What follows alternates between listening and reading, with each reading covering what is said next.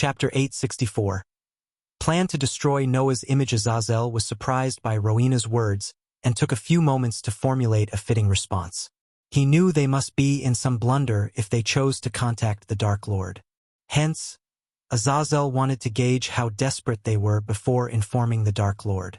And the Dark Lord will settle the debt in time. Unfortunately for you, Holy Maiden, he doesn't work for the Sky Hall. Rowena took a step forward and stood beside Noah. Her eyes glistened with cold, murderous intent. I give you 5 seconds to call Ghost. Rowena snarled as Azazel let out an amused smile. And what would happen when your countdown reaches 6? Asked Azazel. Nothing. But soon, you will see me in the dark ocean, bringing the entire might of Sky Hall to your doorstep. Your head will be the first one to roll down. Is threatening us the best way to ask for help, Holy Maiden?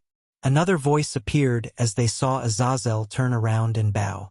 The next moment, Noah and the others saw Gaia, the Dark Queen, stand before them in her dark suit of armor. Azazel, we always settle our debt. Gaia looked over her shoulder and said to Azazel. Then, she turned her gaze back to Rowena and Noah. You must be in some pretty desperate situation to ask for our help. Let's just say your clans have nothing to do with us. Why would we help you? What's in it for us? Gaia rubbed her chin. You said it yourself, you always settle your debt.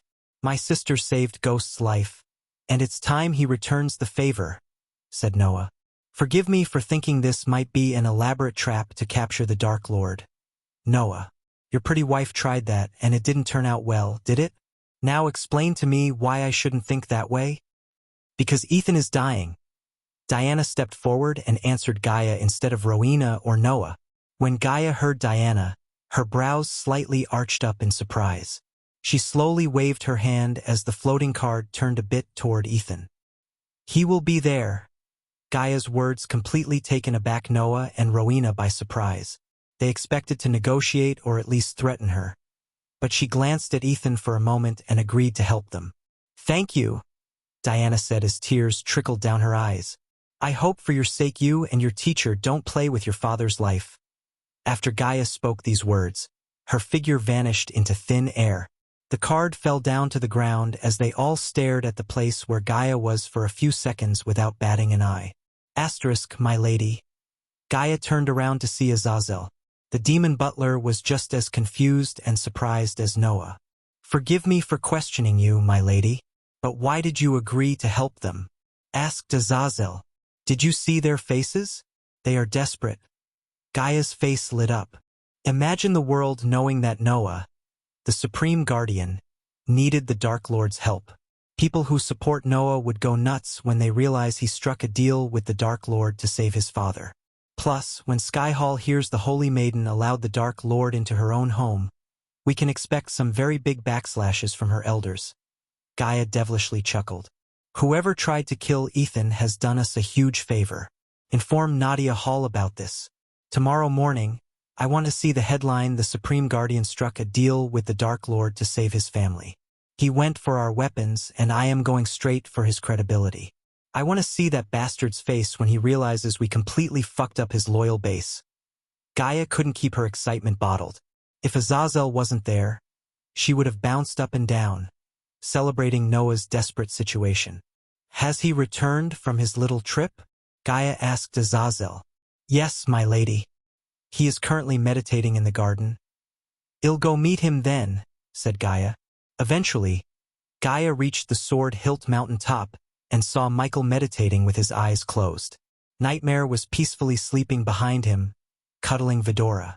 By the time Gaia reached Michael, the sky had rumbled in the distance as she sensed the upcoming heavy storm. Despite the weather, Michael remained calm and completely focused on keeping his mind empty. What surprised Gaia was the dark swords. They stood on each side like guards while radiating crimson-red lightning bolts. She could feel the electricity in the air around him. Human, Gaia called Michael in a husky voice as his eyelids moved slightly. It took Michael a few seconds to slowly open his eyes. You are not going to believe what just happened, said Gaia. Michael saw her eyes glowing with excitement and became curious. Give me a second. Michael stood up as the dark slowly flew into his sheath. He then proceeded to brush off the dust from his black coat and adjusted his sleeves. I just talked to Noah Winston. As soon as Gaia said these words, Michael was taken aback by surprise. His brows arched up. For a moment, his mind couldn't apprehend her words. Without keeping Michael in the dark, Gaia told him everything. Michael didn't even bat an eye hearing the story. Michael walked to the mountain's edge and glanced at the stormy dark ocean before him. Ethan was one of the few people who helped us without an ulterior motive, Michael said, remembering all his conversations with Ethan. He couldn't help thinking of Diana either. For some reason, he felt a strange connection with Diana and Ethan. Besides, Rowena did save his life when the Blood Prince almost punched him to death. So he naturally felt indebted to Rowena, and he hated the feeling of being indebted to someone else. That was the reason why Michael always avoided taking loans from the system. Although Noah was his arch-nemesis, his conscience didn't allow him to ignore Noah's plea for help. Michael knew how hard it must have been for Noah to seek his help out of all people. Furthermore, Ethan and Diana always treated him well, like he was one of their own. Plus, this was a great opportunity to gain thousands of badass points as well as ruin Noah's image among the people. After taking a few long moments to gauge the plus and minuses of visiting Noah's home, Michael finally agreed to help him. Nightmare!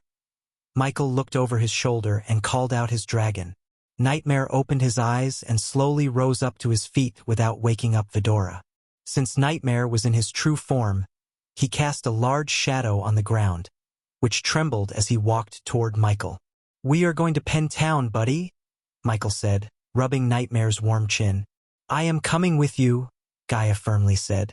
Keep your eyes open when we reach there. I have a feeling this assassination attempt has something more to it, said Michael. As much as Michael loved causing trouble for Noah, he didn't wish his parents to die. Michael would never wish someone to be an orphan as he knew what that life would be like. Part of him blamed Noah for failing to protect his parents and loving family. Every time one of Noah's family got themselves into trouble, he had to save them. If anything, Noah should feel grateful toward him. Meanwhile, Noah's team of elites rushed to his home as soon as they heard what just happened during the baby shower. The word of the assassination attempt on Ethan's life spread through the kingdom like wildfire. Supreme Guardian, Neela entered the hall with the others. We are already sweeping the kingdom as we speak for the assassin. We will find him, said Neela. She clenched her fist, seeing all the blood on Noah's pure white robes and on the ground. Rowena completely ignored the guardians and sat beside Ethan, keeping the wound closed with the ice. Sabrina sat next to Rowena and held Ethan's hand as tight as she could. On the other hand, Diana remained without shedding a drop of tears. She firmly believed the Dark Lord could save Ethan's life. Diana's mind imagined new ways of killing the assassin and whoever sent him. After taking care of Ethan, tracking down the assassin would be her top priority. Even if the assassin ran to the edge of the world, she would find him and show him what would happen if someone dared to touch her family. You guys secure the parameters and keep everyone away from Ghost. Neela and the others creased their brows as they couldn't believe what they had just heard. Did you say Ghost, Supreme Guardian? Asked Neela. He is the only one who could lift the curse put on my father, said Noah. After Neela and the others heard Noah, their minds went blank. As a result, complete silence swept across the hall until Neela opened her mouth. You cannot do this, Supreme Guardian. There must be another way, said Neela. What if this is all his plan? How can you know he wasn't the one who sent the assassin? Asked Neela. To their surprise, it was Diana who answered Neela, not Noah. He didn't, Diana simply said as everyone turned their gazes toward her. My lady Diana raised her hand, abruptly cutting Neela's words short. If he wanted Ethan dead, he would be 6 feet down on the ground by now, Diana said without bothering to hide her killing intent. The murderous rage in Diana's eyes startled Rowena, as she had never seen her mother like that. Granted, Ethan was just stabbed, and her mother was not in her usual self, but still, the murderous aura Rowena felt around Diana completely surprised her. In Rowena's eyes, Diana seemed like a new person. Find the assassin and figure it out. If you find him first, he will be alive, Diana openly issued a threat, giving no shit about the Guardians. The one before them at that moment was not Diana but Harriet Hunt. Just a glimpse of her former self freaked the hell out everyone, including Noah and Rowena. I will face the consequences of my actions later. For now, this is my order. Go and secure the area and do not make any moves on the Dark Lord. Noah ordered his team. Chapter 865. The Dark Lord is in Noah's home under the starlight and silvery moon. The shadows of the trees danced upon the Winston Manor. The leaves flickered like candlelight, creating a new picture from moment to moment. Amid the perfume of the summer blooms, feeling the cool of the evening wash over the Pentown as the waves kiss sun-warmed sand. The green-colored atmosphere was getting mixed with cloudy light. Little showers of rain were blowing down on the manor as the soldiers and the guardians patrolled the area vigilantly. They were all informed about Noah's decision to summon the Dark Lord. Hence, the soldiers looked pale and gawked at the sky, expecting the Dark Lord to arrive any time. The sun slowly disappeared from the horizon, paving the way for the darkness to conquer the land. When the stars peeked through the night sky and the silvery moon bathed the land with its dazzling light, the nobles who left the manor returned. This time they stayed in the air, keeping their distance from the Winston Manor. Many were still on their way to the Winston Manor, and Zanali was one of them. Since she was a guardian and lover of Noah, she was granted permission to descend down within the main gates. Guardian Captain Alvaro, the Dark Lord's inside man, greeted Zanali with a bow. "Where is the Supreme Guardian?" asked Zanali as she rushed into the home. Inside, Alvaro didn't even finish his words as Zanali entered the hall, leaving him behind. Unlike the rest of his team, Alvaro chose not to stay inside. Ever since he started to work for the Dark Lord, he felt uneasy looking Noah in the eyes. To keep his nerves in check and remain calm, Alvaro patrolled the manor alone. His hands shivered, thinking about the Dark Lord and the Supreme Guardian under the same roof. Deep down, he couldn't wait to see them slaughter each other, and that way he would be a free man once again. Recently, he was ordered to learn where Noah keeps the inventor they rescued from the dwarves. Apparently, Noah didn't trust his elites enough to reveal the inventor's location. Except for Noah himself, no one in the guild knew about the location. Like it or not, Alvaro had to find the location and give this information to the vampire handler, or they would send the feed of Alvaro forcing himself on a woman to Noah directly. If that happened, it would not only destroy his career as a guardian but also get him thrown into the dungeon. So he had to choose between serving the Dark Lord or spending his life in a dark prison cell. "I have to work on Neela," Alvaro mumbled under his breath. Among all the elites, Noah trusted Neela the most. Thus, Alvar planned to gain Neela's trust and make her learn the inventor's location. He would be able to get the information from Neela once she has it. While Alvaro was formulating a plan to learn Hammond's location, Zanali reached Noah and tried to talk him out of his plan to call the Dark Lord for his aid. "Nothing you say will make me change my mind, Zanali. I have no choice." Noah and Zanali stood in one corner and conversed in a husky voice. "I know how much your father means to you, Dash. Do you? If you know, you won't try to talk me out of this. Listen to me, Zanali. I don't like this any more than you do. Every fiber in my body tells me not to call him, but I have no choice. I have to do this for my family. I cannot lose him," said Noah.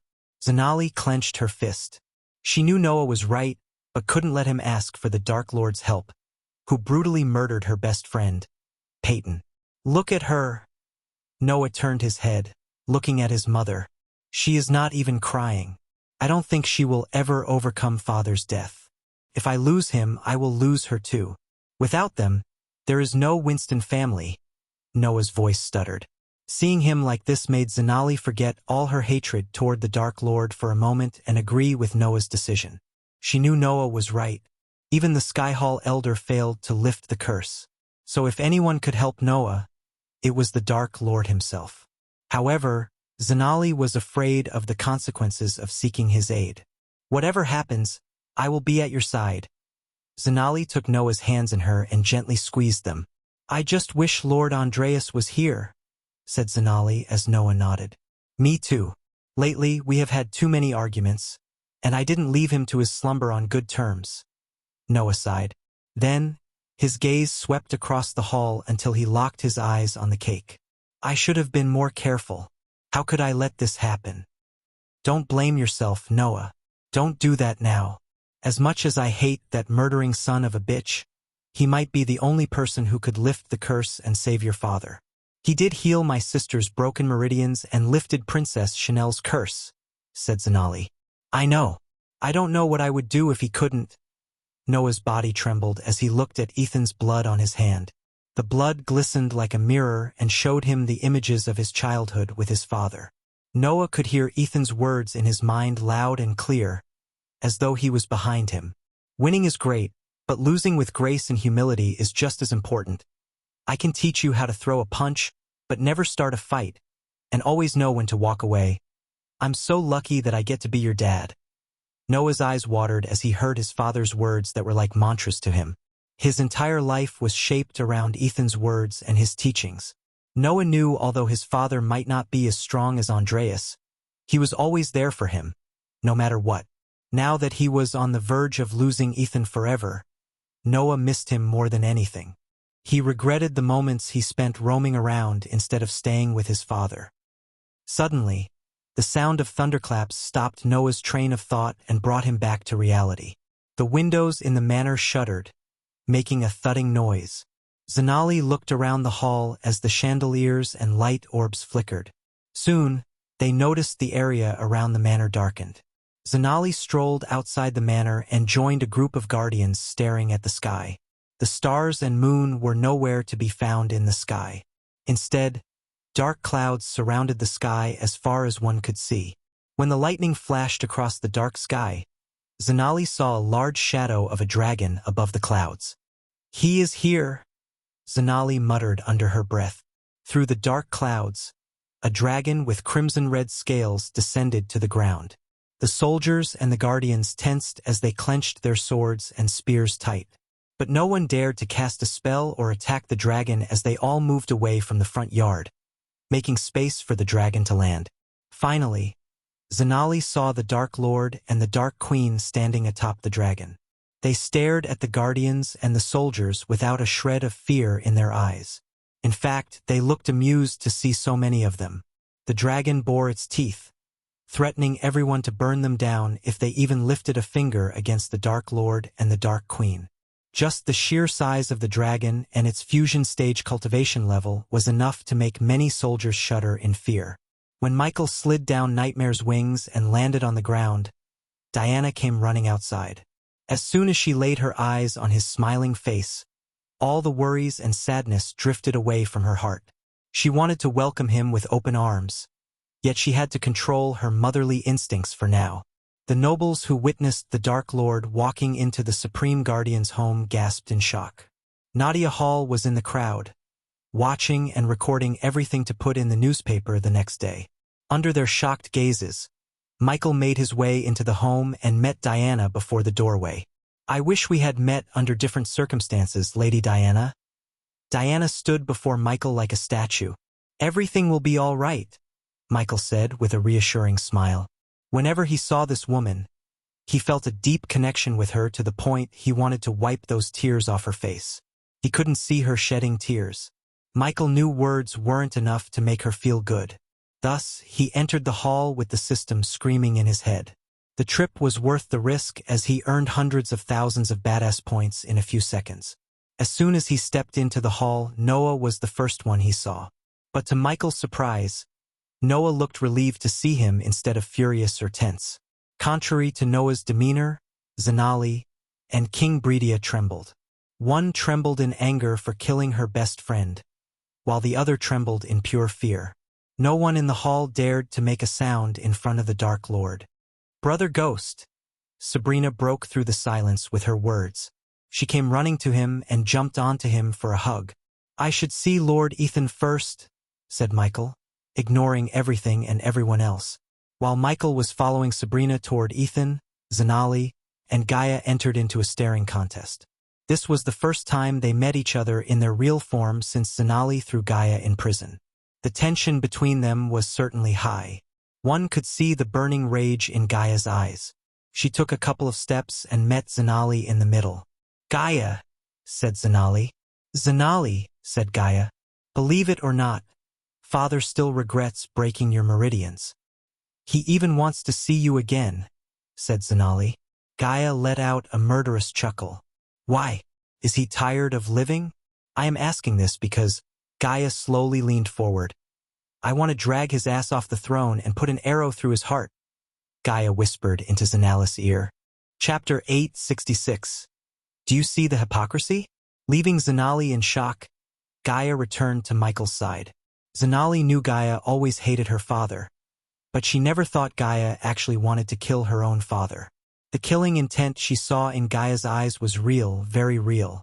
Ethan was laid to rest on a white sofa that turned completely red with blood. Michael dropped to one knee beside Rowena. The sound of lightning bolts crackling around the two swords on his back made Rowena's neck hair stand up.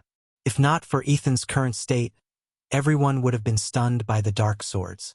Tiny crimson-red bolts of lightning crackled around the three dragon-coiled hilts that were sticking out of the sheath as Michael simply greeted Rowena with a nod. "Can you lift the curse?"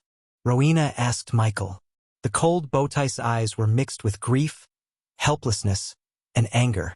But she was good at hiding her emotions. Even when her father was on the verge of dying, she remained stoic and calm. "I can."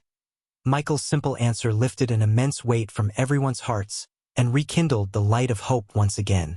He glanced around the hall to see everyone's reaction until his gaze fell on Bai Ning. She was frozen up to her neck. Judging by the thick layer of bone-chilling ice around her, Michael could tell the old woman did something foolish enough to make Rowena freeze her. "I never thought I'd see you again," Michael said, calmly looking at Bai Ning. Michael's words surprised Rowena as she never thought he knew Bai Ning. "How did you know her?" Rowena couldn't help asking Michael. Without answering Rowena, Michael flicked his wrist as everyone in the hall, except Diana, tensed. They thought the Dark Lord was about to unleash his wrath upon them. "Relax." Gaia waved it off as Michael took out a crystal sphere from his space ring. "What is that?" asked Noah, creasing his brows. "Recording crystal." After Michael answered Noah, he turned his head to the side and looked at Rowena. "You asked me how I know her. Well, this is how." Michael placed the sphere on the ground. "Do not listen to his poisonous words, holy maiden," Bai Ning growled. The old woman panicked because she knew what he was about to show the holy maiden. Pialpha Dialpha Nu Iota, bright rays of light shot from the sphere and formed a glistening square that showed an image of a barren field. This barren field had nothing except headstones with names carved on them. Dark clouds watched over the barren field, casting an inky blackness to the graveyard. Hundreds or even thousands of headstones remained there, symbolizing the men and women who were laid to rest underneath. "This graveyard doesn't have brave soldiers or evil followers of mine. On the contrary, they were men, women, and children who just wanted to live a peaceful life in their own world." "Seize him, holy maiden!" Bai Ning roared as she struggled to break the ice around her. Several cracks began to appear in the crystallized ice, but Rowena simply turned her gaze back to Bai Ning as the ice grew thicker, colder, and stronger. And she was responsible for all their deaths. Michael threw a cold, deadly glance at Bai Ning. Rowena clenched her fist as she couldn't simply believe the words coming out of Michael's mouth. "She slaughtered thousands of people, including children, yet you all call us evil. Anyone see the hypocrisy here?" Gaia snarled. "I am not here to prove myself. If you don't believe me, you can ask her after I lift the curse, which is why I am here," said Michael. He just threw a spark in Rowena's heart and hoped it would turn into a wildfire. Although Michael didn't spend much time with Rowena, he knew just enough to tell Rowena wouldn't have agreed to invade Itnes and slaughter the natives. "I heard no such reports of slaughter," Rowena coldly said as Noah agreed with a nod. "That's because it happened in another world." Gaia simply answered Rowena and turned her gaze to Bai Ning. "Why don't you ask her yourself?" Gaia pointed at Bai Ning. "Judging by how everyone looks, it seems this granny hasn't told anyone about her little adventure to another world." Gaia folded her arms as she stared at Bai Ning, who opened and closed her mouth like she was searching for a suitable answer to give Rowena. "As I said, Lifting the curse is why we are here. To do that, I need those two out of here, Michael said to Noah, pointing at King Bredia and King Porter Forbes. Without saying another word, Porter made his way out of the hall. King Bredia, on the other hand, seemed reluctant for a moment until Noah reassured him with a nod. Then, King Bredia followed King Porter outside without making direct eye contact with the Dark Lord. After the two kings left the hall, only Diana, her children, Zanali and Bai Ning, remained in the hall with Gaia and Michael. When Bai Ning saw the holy maiden's murderous gaze on her, she felt a chill running down her spine. The old woman shivered and broke into a sweat. Now he might shake and squirm. Do not panic, Michael's voice swept across the hall. No one dared to raise a finger against Michael as they remained completely still. It showed Michael how desperate they were. But there was something else that Michael could see in their eyes: trust. They trusted him that he wouldn't harm Ethan. Even Noah seemed to trust Michael. Granted, he might be their last hope, but still, he was surprised to see their trust in him. Michael waited until everyone nodded their heads. Is it going to hurt him? Sabrina asked Michael while holding Ethan's hand tight. Not more than when he was stabbed, said Michael. Since Rowena was sitting next to Michael, she felt the air around Michael getting warm.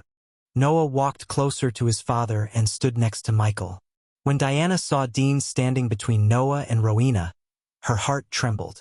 Looking at all four of her children together created some unknown feelings. Zanali couldn't believe the Dark Lord was standing right between the Holy Maiden and the Supreme Guardian. Just as Michael informed them, Ethan's body squirmed. Blood seeped through Ethan's eyes and nostrils. You must have pissed off someone really powerful, said Michael as he placed his hand on Ethan's chest. His words were pointed at Noah. I see two types of blood here. Gaia drew Diana's attention with her words. Lord Ethan must have attacked the assassin and made him spill some blood. Gaia squatted beside a pool of blood where Ethan was stabbed by the assassin. The ground was soaked with cake and blood. Together, they formed a messy red paste. While Gaia was investigating the blood trail, the system informed Michael of everything he needed to know to break the curse. Unfortunately, it was not so simple as the curses Michael lifted till now. No wonder they called me. Michael realized why they chose to call the Dark Lord himself despite all the history between them. Ethan finally stopped squirming when Michael took his hand off Ethan's chest. I have good news and bad news, said Michael, standing to his feet. I think you all want to hear the good news first. Okay, here you go. I can lift the curse and heal him back to life with no side effects. Noah heaved a sigh of relief. Everyone, including Zanali, looked relieved to hear Michael. Diana's decision to summon the Dark Lord seemed to be the right decision despite the consequences they would face afterward to Zanali. What's the bad news? Noah asked Michael. The curse is a lot more complicated than I anticipated. I need certain things to lift the curse. Certain things you might not approve of. Michael turned his gaze to Noah. What do you need? Asked Diana with a cold tone. No matter what he asked, Diana was willing to give them. Unlike typical curses, the curse put on him is sentient. It's like a parasite, slowly eating through his soul. As long as it's alive, the host's soul will be devoured. So I need to give the curse a new host, kill it with the host, and heal him. Otherwise, the curse will end his life in about 5 hours. Michael explained how the curse put on Ethan works. To be honest, he was surprised and terrified at the same time of the curse. One thing was for sure, whoever put the curse must be insanely powerful or resourceful, to say the least.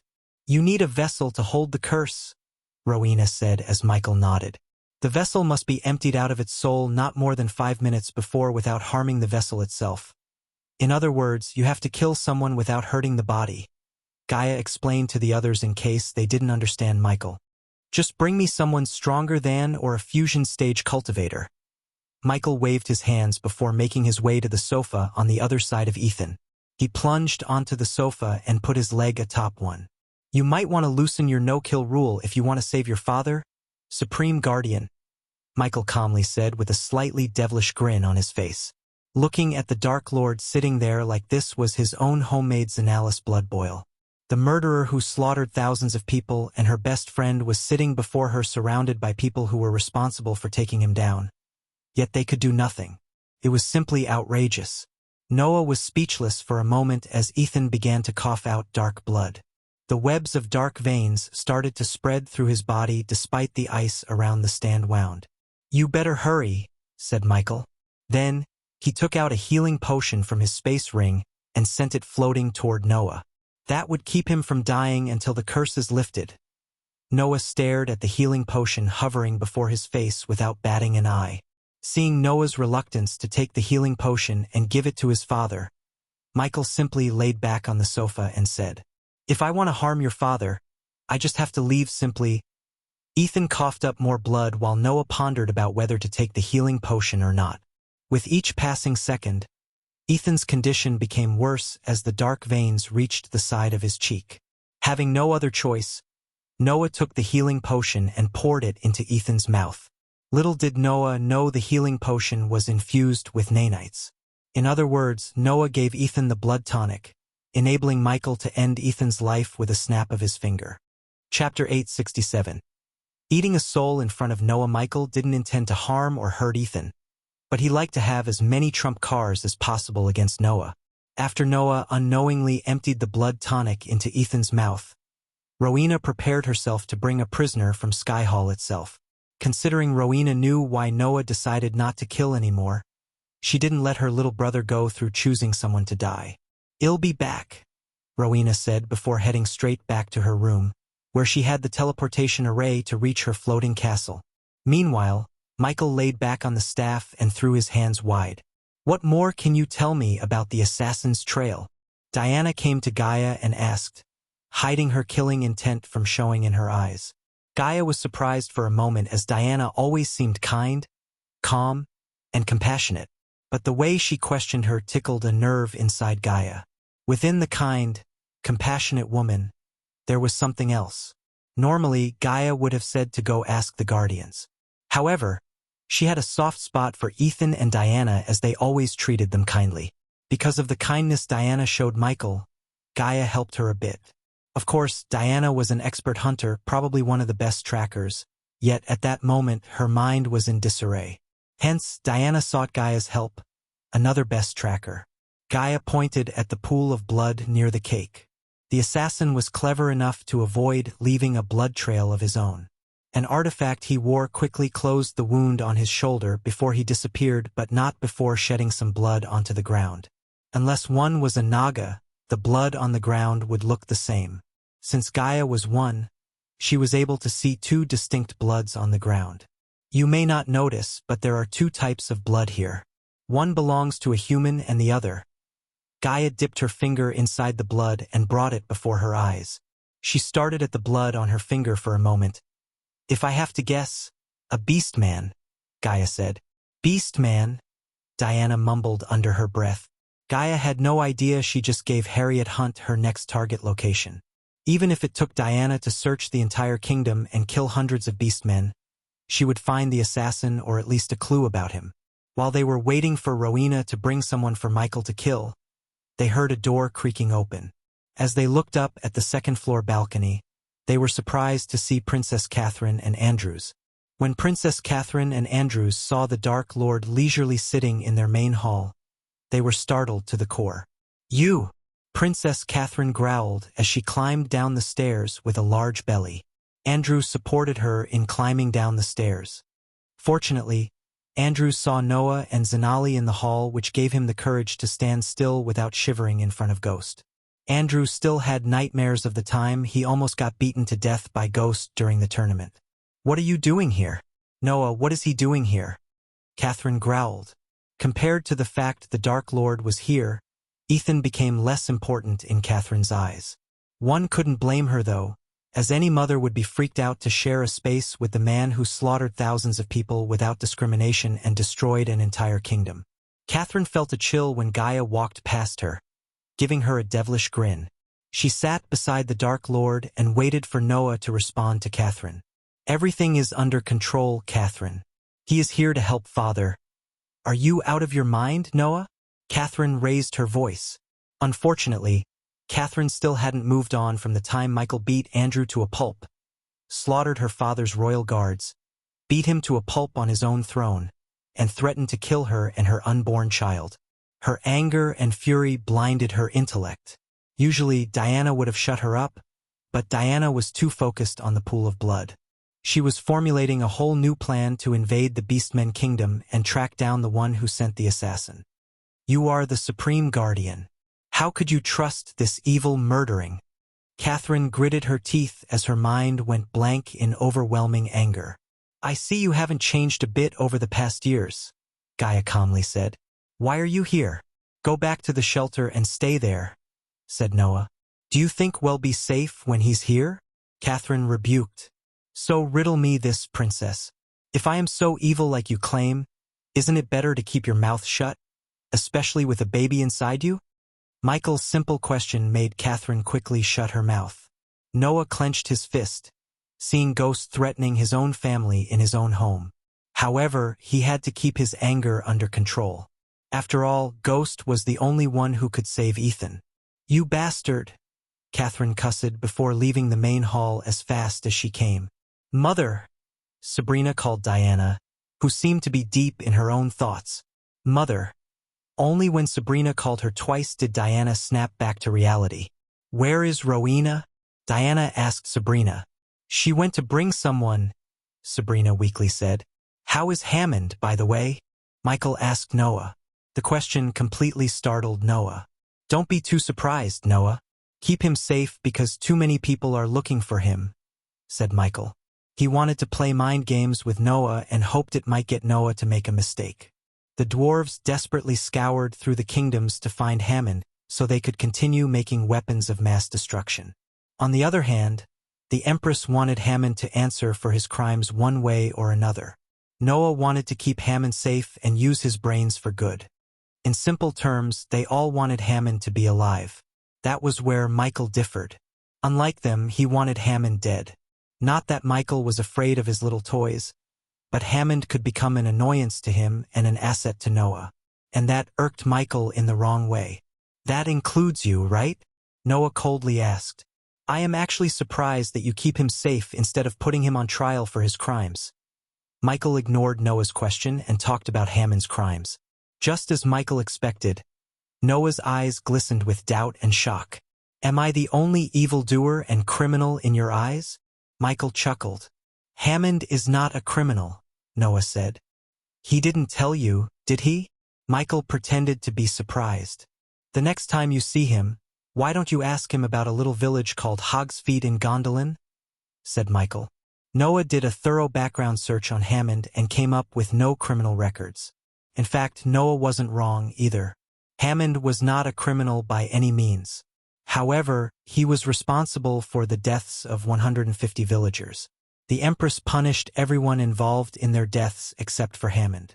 To keep the news from spreading and Hammond's secret safe, the Empress wiped off all the evidence and trials about the Hogsfeet incident. The village just simply vanished from the face of the world, and the map, and no one had ever talked about it until now.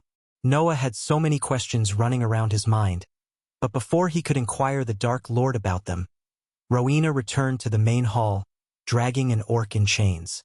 The orc's hands and legs were tied with iron chains, and his mouth was covered with a piece of cloth, preventing the orc from making a sound.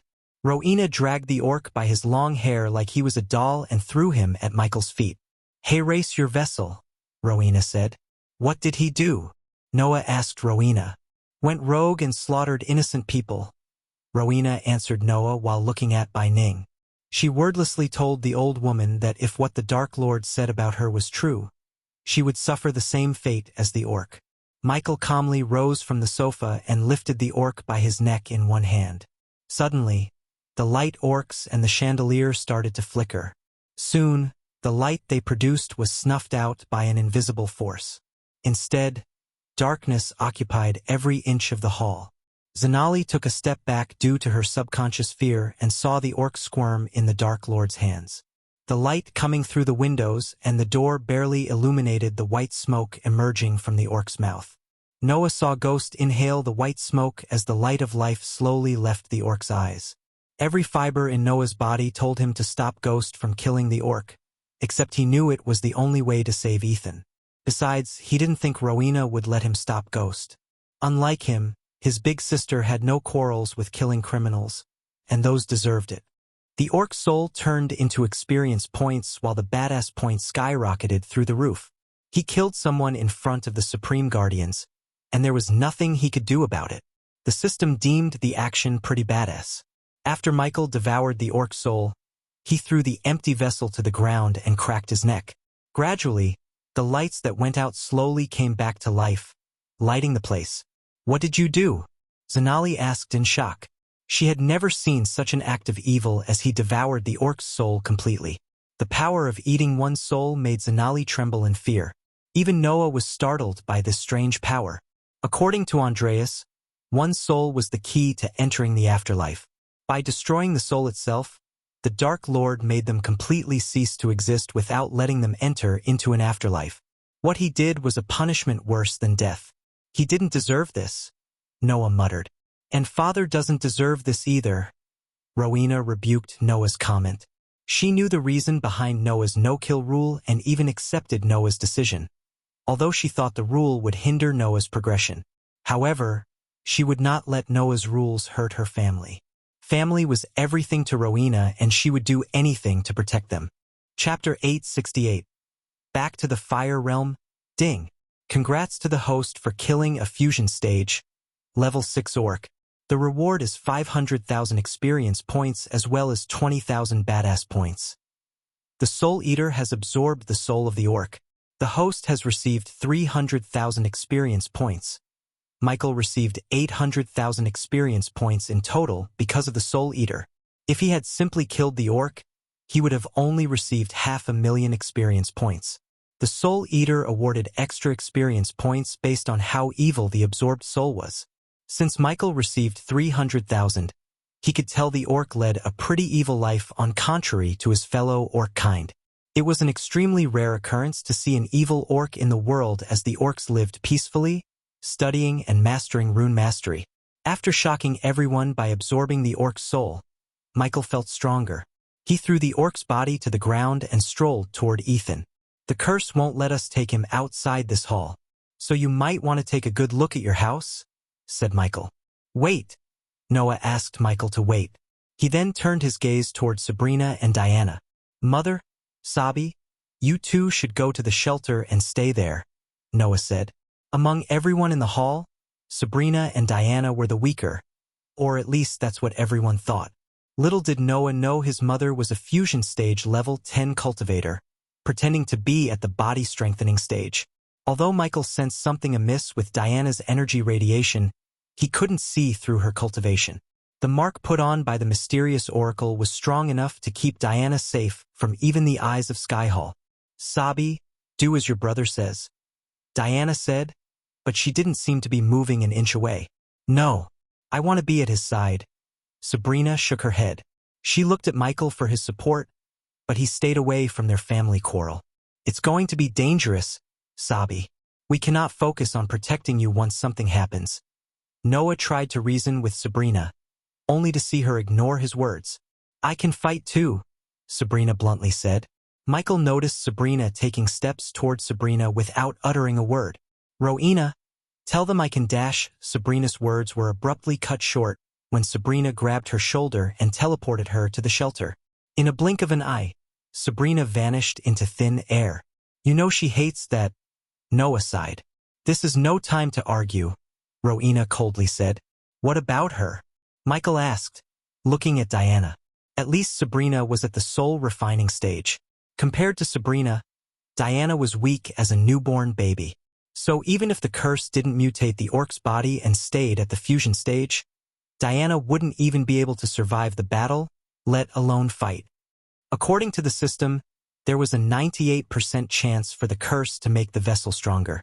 Asking Diana to hit the shelter was the sensible thing to do, but it was Rowena and Noah's task, not his. As much as he cared for Lady Diana, he wasn't going to argue with her. If she wanted to stay and become collateral, it was her fate, and she couldn't blame anyone but herself. "Don't even think about it," Rowena took a step forward toward Diana when Michael heard Diana coldly warn Rowena. For the first time, Michael noticed the sudden change in Diana's demeanor. Gaia also noticed this change and could tell this woman might not be what she seemed to be. "Mother, you can't be here," said Rowena. In front of her mother, Rowena lost her coldness and turned into a caring child. "I will, and there is nothing you can do about it." Diana raised her one hand and refused to leave the hall.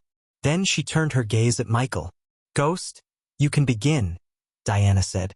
Noah and Rowena looked at each other as they could tell there was no point in arguing with their mother. To be honest, they hadn't seen her like this forever. As much as they liked Diana to leave the hall, they had no way of making her leave except by force. However, they couldn't bring themselves to forcefully teleport her mother like Rowena did to Sabrina. "Wait!" Rowena stopped Michael once again. "Time is running out." Michael creased his brows. He hated this kind of family drama. Since Michael had no idea how strong Diana was, he thought it was stupid of Diana to stay in the hall. If he was in Noah's place, he would have teleported Diana by force without giving a second thought. After all, it was better to suffer Diana's wrath afterward than cry beside her dead body. Unfortunately, Noah and Rowena respected Diana to the point they didn't even dare to raise a finger against her word. In Michael's eyes, it was pretty stupid. "Do not let her out of your sight," Rowena warned Noah as she finally accepted that Diana was not going to leave the hall. "Here we go," Michael mumbled as he placed his hand on Ethan's chest. "System, start the process." Michael ordered the system. Zanali and Gaia strolled toward Ethan and stood beside their lovers.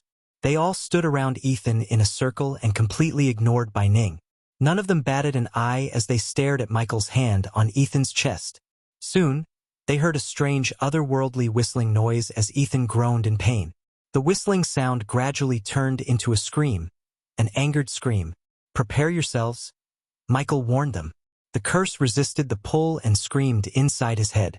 The others were fortunate enough not to hear the curse's scream. Blood trickled down his nostrils due to the curse's resistance. But Michael ignored all the pain and focused on pulling out the curse from Ethan's body. Unfortunately, pulling out the curse from Ethan's body was the easiest part.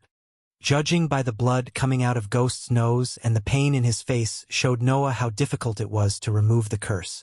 Moments like this made Noah question whether the Dark Lord was really the evil Andreas claimed him to be. His mentor always talked about the dark future, where people were stripped of their free will and turned into zombies that worshipped the Dark Lord forever. Suppose the Dark Lord was really that evil, why did he even bother to save his father? It would make more sense if he let Ethan die than save him. Noah wished Andreas could see everything and give him a proper explanation for the Dark Lord's actions. At that moment, Noah had no other explanation that the Dark Lord had humanity and was grateful enough to save his ally. As the screaming sounded louder and louder, they all saw a ball of red glow coming out of Ethan's chest.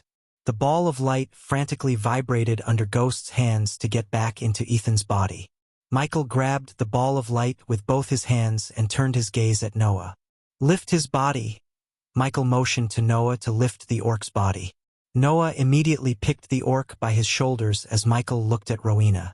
"As soon as I send this curse into the orc, teleport Lord Ethan somewhere else. Can you do that?" "Yes." Rowena bobbed her head up and down. Meanwhile, Noah held the orc straight by his broad shoulders. "Fuck! It's stronger than I thought." Michael gritted his teeth as he slowly moved the ball of light toward the orc's mouth. Bai Ning watched the scene with open mouth. She was completely speechless by the power she felt from the curse. What shocked her more was the power radiation from the curse felt just the same as the power radiation she felt from the mysterious lord she talked to. The old woman was spot on, as the curse indeed originated from Andor, the god of space and time. But although Andor ordered Skyhall to attempt to assassinate Ethan and created the curse, he didn't intend to curse Ethan. On the contrary, Andor just wanted an assassin to try to kill Ethan, then blamed the Dark Lord for the attempt on Ethan's life and expected Noah to retaliate. His plan took a turn when someone switched the assassin's blade with the cursed dagger. As a result, the assassin cursed Ethan when he stabbed him with it. Since Ethan cut the assassin with the dagger when he fought back, the assassin got cursed in return.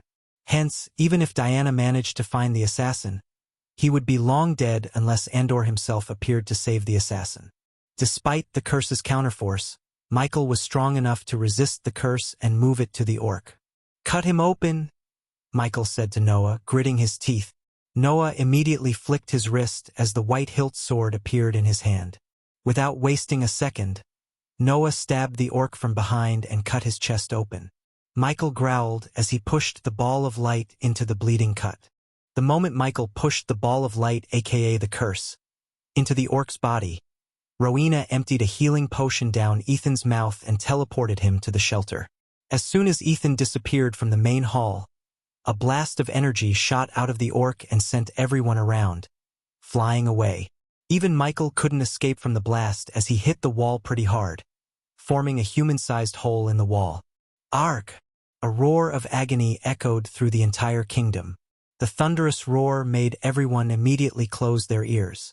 Michael managed to lift his head and look at the orc. He stood where Ethan was, with dark webs running through his body. The orc's eyes literally glowed like someone lit a fire in them. In a few seconds, the orc's jade-green body turned darker with all the webs of cursed energy. When Michael was about to rise to his feet, the orc let out another roar. The last thing Michael remembered before everything turned black was the house crumbling down. He felt the space around him distort, the feeling similar to activating a teleportation array. Just as he thought, the darkness faded away, revealing a barren red land under a stormy sky. "Where am I?" Michael asked as he looked around. "Fire Realm," he heard Rowena's voice from the side. Chapter 869. Sealbearer. The Fire Realm was a seismically active landscape, with streams of flowing magma and expanses of semi-molten rock and hardened purple stone. The land was studded with small volcanoes and flame spouts, which regularly spurted a flaming gas. The temperature was hot enough to melt a body-strengthening stage cultivator like a wax statue. Due to the volcanic ashes and specks of flame in the air, nothing could be clearly seen by the naked eye. If the volcanoes weren't bad enough, the sandstorms and occasional thunderstorms worsened everything. Diana slowly picked herself up from the ground and looked around her to see where she was.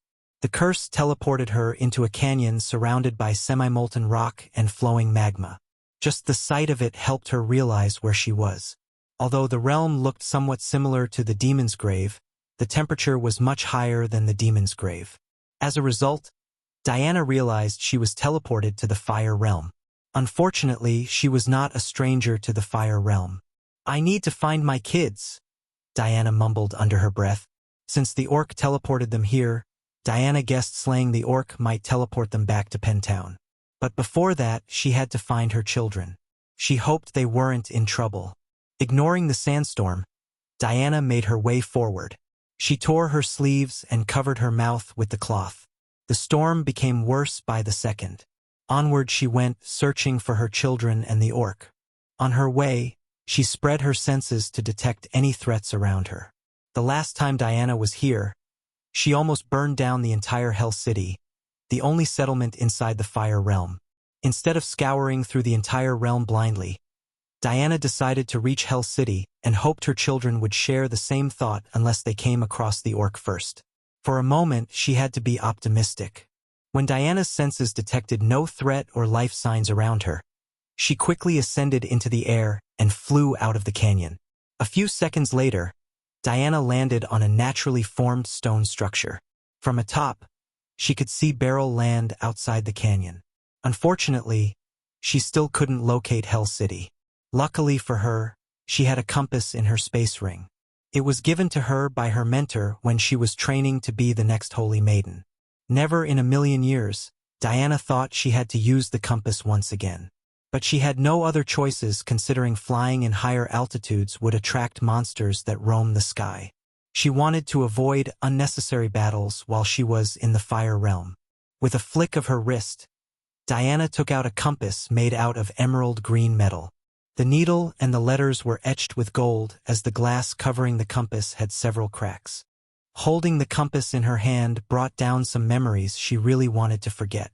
For a moment, she shoved these memories back into her mind and held the compass in her palm. The needle slowly moved until it stopped, pointing at the southwest side. Hell City. Diana heaved a heavy sigh before putting the compass back into her space ring. Thud. When she was about to fly toward Hell City, Diana heard something fall onto the ground with a loud thud. She turned around, and to her surprise, she saw Bai Ning, still trapped by Rowena's frost. Despite the scorching hot temperature, the frost held Bai Ning firm. Except for a few cracks, the ice shell looked unharmed by the fire realm. Arg! Bai Ning growled as she tried to break out of the ice crystal. But when she saw Diana, she heaved a sigh of relief. Diana! Bai Ning called out to Diana as she slowly made her way toward the old woman. While she was walking toward Bai Ning, her mind replayed Michael's words. She slaughtered thousands of people, including children, yet you all call us evil. Anyone see the hypocrisy here? Gaia's voice sounded inside her head. You have to bring me to that flowing lava. Bai Ning looked at the molten lava canal flowing deeper into the canyon. The ice crystal trapped her within was created by a Hal immortal. Usually, she could have shattered it without breaking a sweat. However, the cold flames boosted Rowena's power to the next level. Every spell in her arsenal got strengthened by the primordial flames, especially the spells related to the water element. That was why Bai Ning couldn't easily break the crystal. Of course, she could break out of the crystal in time, except Bai Ning didn't want to be trapped in the crystal for long. She was a sitting duck to the monsters roaming around the fire realm. They might not be able to kill her, but it didn't mean it wouldn't hurt when they chewed through her skin and bones. Some of the monsters in the fire realm were even capable of killing an immortal and eating their souls, just like the Dark Lord absorbed the orc soul. Hurry up! Bai Ning rushed Diana. In her rush to break out the crystal, Bai Ning overlooked the killing intent in Diana's eyes. But not for long. When the old woman saw how slow Diana was walking toward her, she felt something was amiss. Is there a monster nearby? Bai Ning quickly asked Diana when a sword materialized in the latter's hand. Yes, Diana coldly answered Bai Ning. You have to hurry. If I don't get out of this, we are both doomed. Bai Ning urged. Can you see how strong the monster is? Bai Ning asked as she tried to sense the monster herself. When she sensed no monsters around, Bai Ning creased her old brows. It's right in front of me, Diana coldly answered Bai Ning again. The calm and kind woman Bai Ning knew was nowhere to be found in the woman before her. She seemed different, like a natural-born killer, a wounded predator. Those eyes staring at her burned rage and pain. What are you blabbering about, woman? Bai Ning growled. The old woman was losing her patience with Diana until she saw something she couldn't believe. The ball of light blinded Bai Ning and made her close her eyes. Primordial flames, Bai Ning muttered. The bright light blinding her was a primordial flame. Bai Ning had no doubts whatsoever. Nothing else could radiate such pure energy. The question was how this weak, feeble woman wielded the primordial flame. Even with her eyes closed, she could see the brilliance of the primordial flame.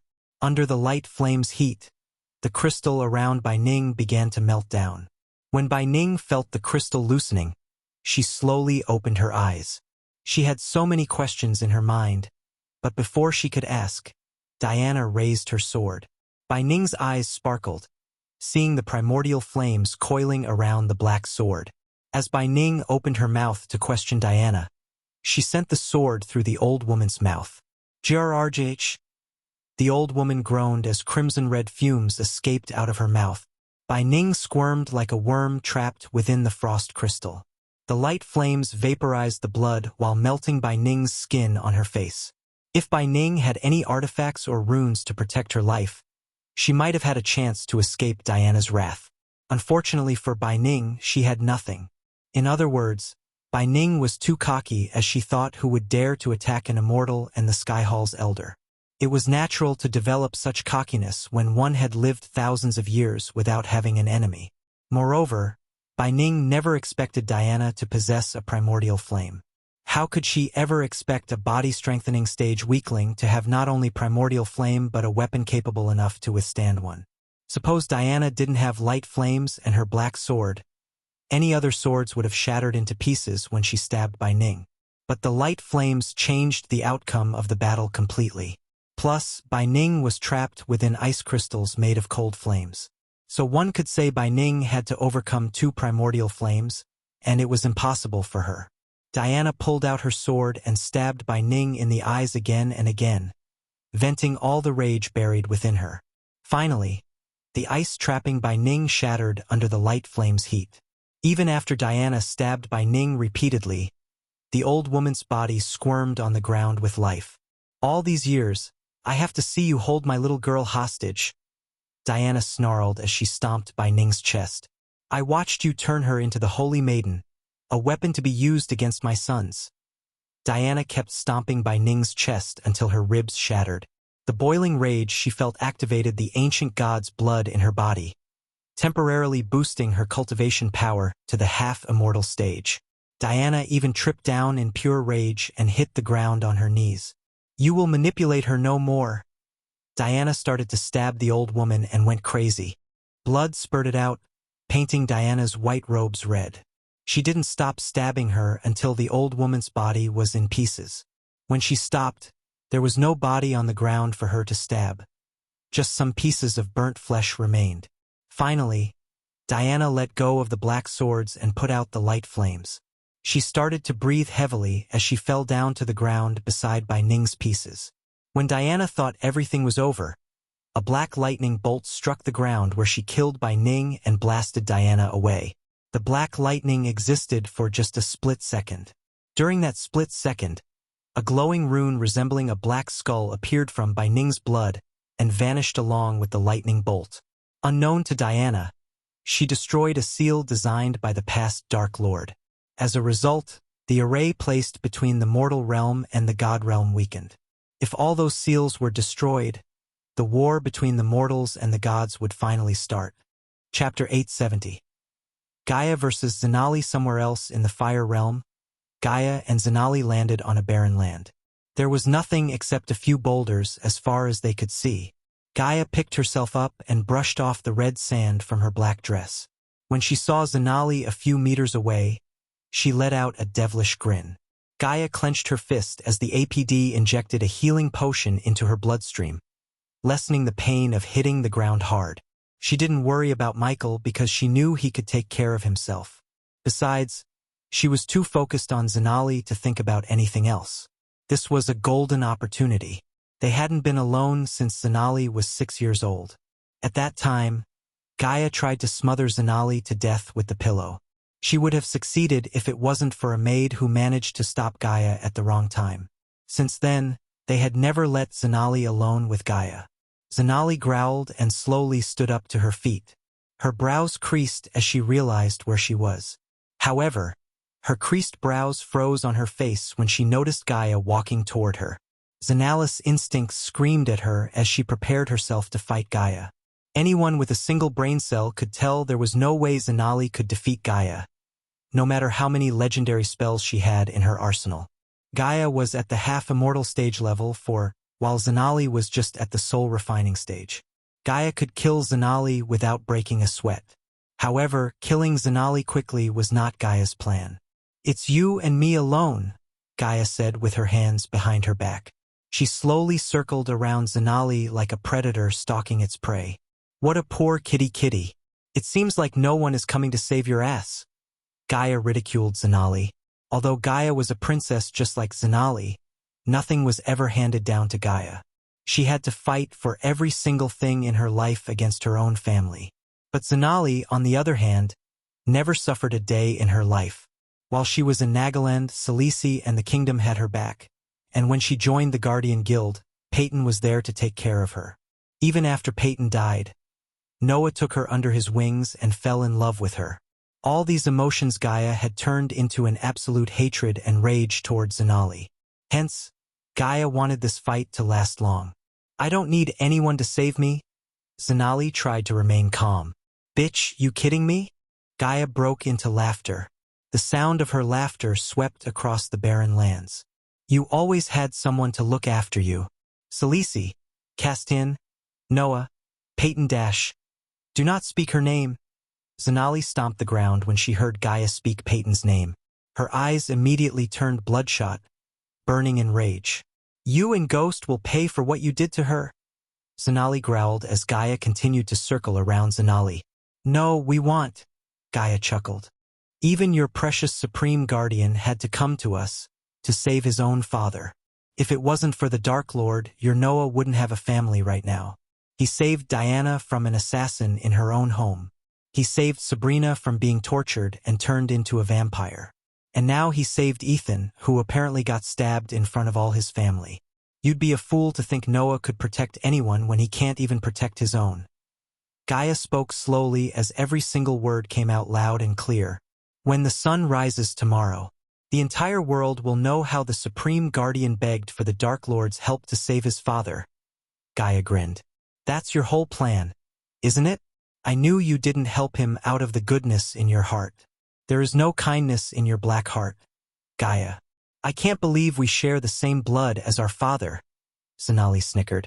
Surprisingly, Zanali's eyes glistened with a bit of sadness. Despite how Gaia tried to kill her when she was little, Zanali used to look up to her big sister and love her with all her heart. Zanali lost count of how many times she talked her father out of punishing Gaia for all the crimes she committed throughout the kingdom. But Zanali realized how wrong she was to believe Gaia would change when she raised a prison filled with almost 2,000 prisoners to the ground, burning every single one alive. Zanali would give anything to go back to that day and stop Gaia from slaughtering all those people who deserved a second chance in their lives. Sorry to burst your bubble, Zanali. You and I are not sisters. You think so? Zanali snickered without realizing the true meaning of Gaia's words. We stopped being sisters the moment you burned those prisoners alive. Zanali growled as the images of the burning prison flashed across her eyes. Everyone in Nagaland knew Gaia was cold and cruel like her mother, but no one imagined she would be heartless enough to burn defenseless prisoners alive. What shocked them more was Gaia never regretted her actions. Zanali still vividly remembered the moment they captured Gaia and brought her before the king. You better kill me now, father. Screw this up, and you will pay with your life. Zanali heard Gaia's vengeful words she spoke to her moments before Castian broke her meridians, crippling her for life. You failed to grasp the meaning just as always. Gaia shook her head and decided to simplify her words to Zanali. Castian is not my father. He is just a puppet my mother put on the throne. I don't have a single drop of Castian's blood in me. Zanali's mind went blank as Gaia continued. I always had a feeling how this spineless bitch could be my father. So imagine how glad I was when I learned he is not my father.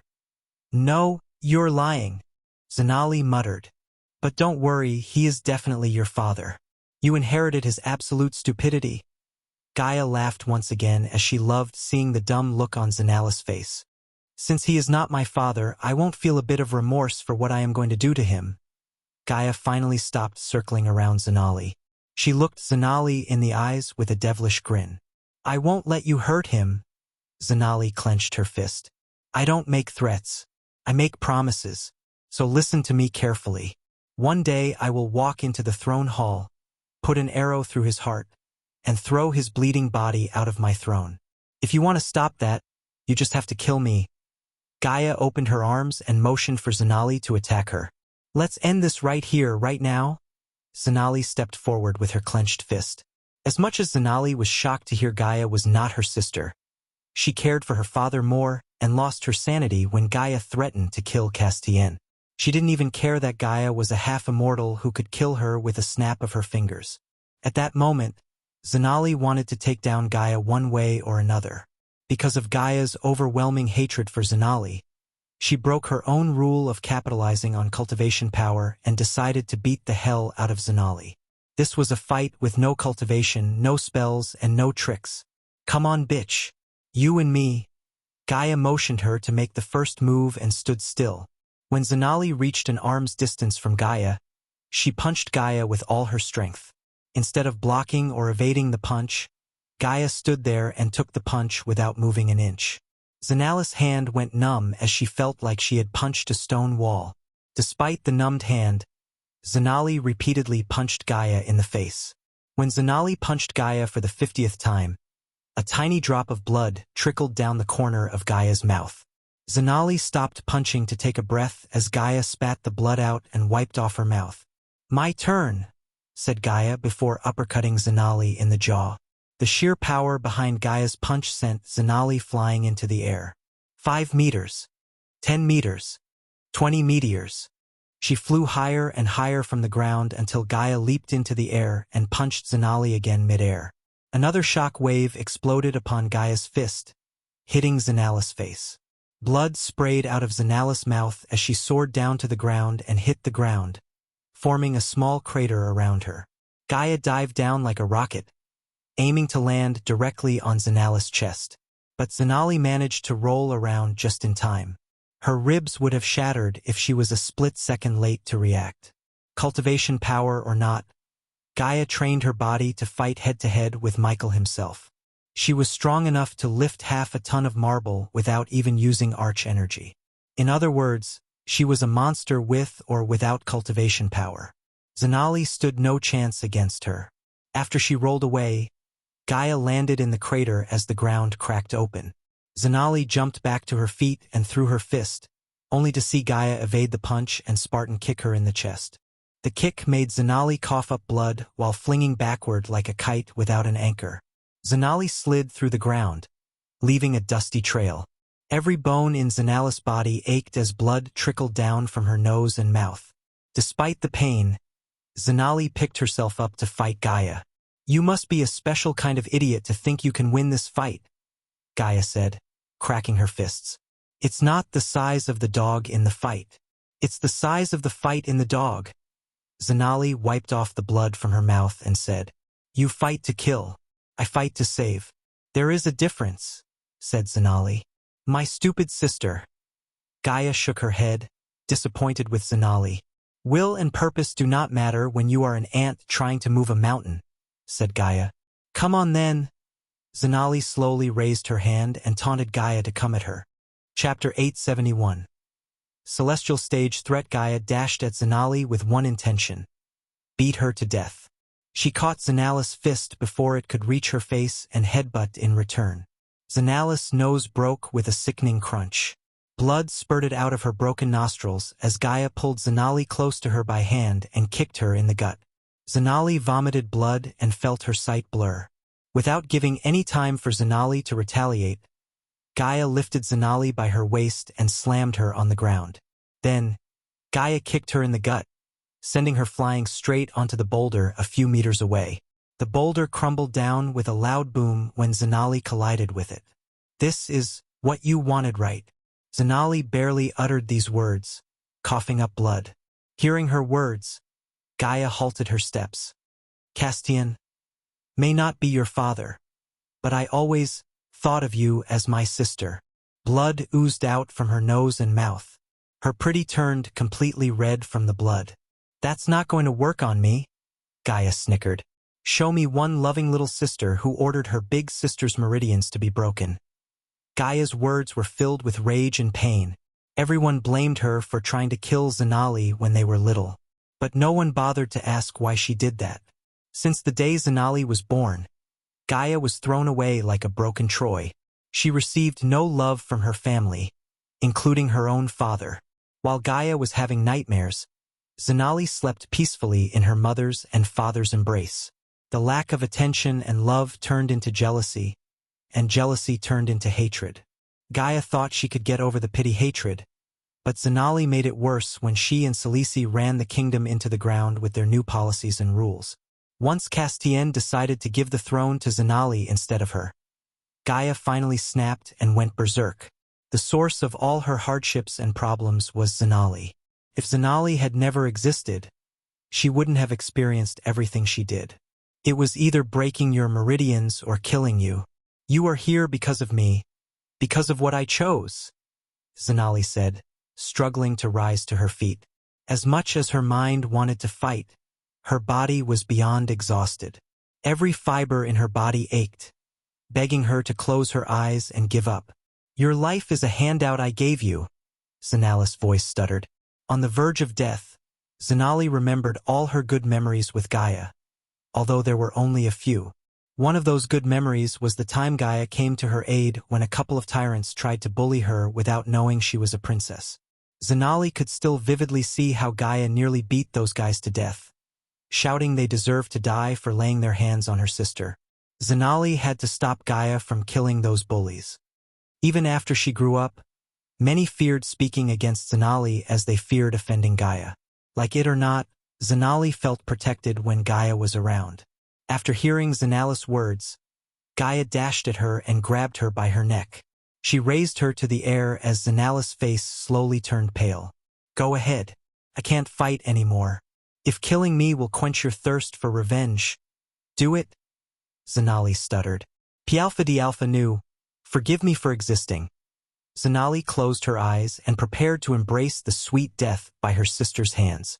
Tears trickled down from her eyes as Gaia gritted her teeth. Silence fell over the area as the scorching wind breezed past them. The mere thought that she was alive because of Zanali made her blood boil. Her mind was telling her to end Zanali's life and a future threat to the Dark Army. However, her instincts and heart told otherwise. They told her to spare her life and settle the debt once and for all. At that moment, she wanted Michael to be by her side and tell her what to do. She closed her eyes and tried to feel a connection with him. To her surprise, she saw the sight of her and Michael standing atop the mountain hill, overlooking the dark ocean. "You know how much I hate slavery. Debt is a slavery of free men." Gaia heard Michael's words in her mind. After a brief moment of deep thinking, Gaia clenched her fist and let go of Zanali. It wouldn't take a second for her to kill Zanali. However, killing Zanali would make her indebted to Zanali forever. Gaia didn't want to live a life that was handed out to her by the one she hated the most. She would rather die than live the life Zanali gave her. Now that she spared Zanali's life when she could have easily ended her, it settled the debt between them. "This settles my debt. The next time you fight me, nothing will stop me from ending your life." Gaia punched Zanali in the face hard enough to knock her out completely. "The orc teleported us here." Michael heard Noah's voice. Unfortunately, Michael was teleported to the fire realm with Noah and Rowena. He stood between them and looked around the fire realm. What Noah said was the only explanation for how they reached the fire realm. Michael was surprised that the curse was able to teleport them to another realm. "We are not alone," Rowena coldly said. Although they were standing in an empty barrel land with several crates around them, they sensed another powerful being nearby. Rowena's voice had a bit of uneasiness, and Michael knew why. The being he sensed was several times stronger than him. To be precise, a half-celestial stage level 3 being. The sandstone blocking their view suddenly stopped and faded away, clearly revealing the empty, barren land around them. Michael wished the land was empty as it looked. Soon, a shadowy figure with glowing red eyes emerged from the ground and hovered in the air. The shadowy figure somehow resembled the orc Michael put the curse in. However, the figure seemed ethereal. "A celestial stage being." Noah's brows arched up. "Noah, stay behind me," Rowena said to Noah. As the second strongest and his big sister, she felt responsible for Noah's safety. He was the weakest among them. "Grgghhh." The shadowy figure let out an angry growl. Michael made no sudden moves as he calculated his odds against the half-celestial stage. "System," Michael called out the system. "The host has a 20% chance of defeating the shadow monster if you fought alone. Suppose the host fought together with Rowena and Noah. In that case, you have a 45% chance of defeating the shadow monster." The system quickly analyzed the shadow monster according to Michael's order and informed him back. Michael did not like the odds at all. However, the system can sense Noah is on the verge of triggering his heavenly tribulation. If he succeeded, the host's chance of winning against the shadow monster would go up to 60%. "Noah, go ahead and start the heavenly tribulation." Rowena took Michael by surprise and ordered Noah to trigger his heavenly tribulation. "I will cover you," said Rowena. "This is not the time for tribulation." Noah shook his head. Michael didn't blame Noah for being reluctant to trigger his heavenly tribulation. Firstly, this was not a safe place for heavenly tribulation. Secondly, anyone would be afraid to start their heavenly tribulation in front of his arch-nemesis. The third reason would be the monsters roaming around the area. "You must be at the half-immortal stage for us to have any chance of defeating this monstrosity," said Rowena. The shadow monster calmly hovered in the air, as though it was waiting for the trio to make a move. As much as Michael liked to kill a half-celestial stage being and earn those sweet experience points, he remained still. Double-crossing Noah during his heavenly tribulation seemed tricky with Rowena around. It was still too early for him to piss off the Holy Maiden and receive the wrath of the entire Sky Hall. Besides, he knew there was no way of killing Noah without a god-killing weapon. Even if Michael destroyed Noah during the tribulation, his soul would depart and find another vessel. Michael would be in the dark at that time without knowing Noah's new identity. As far as Michael was concerned, an unknown enemy was far too dangerous than the known one. The last thing Michael wanted Noah to have was anonymity. In other words, double-crossing Noah had more cons than pros.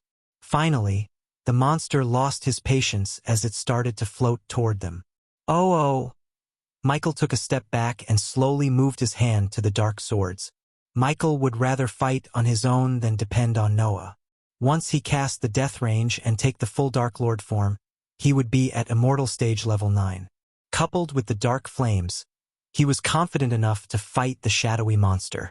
Even if he couldn't take down the monster, he always had the option of using the system to teleport away.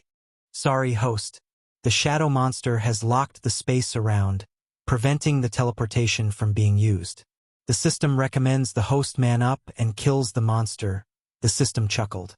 The system expected Michael to fear the shadow monster and look for a way out of the battle. However, Michael had no signs of fear in his eyes whatsoever.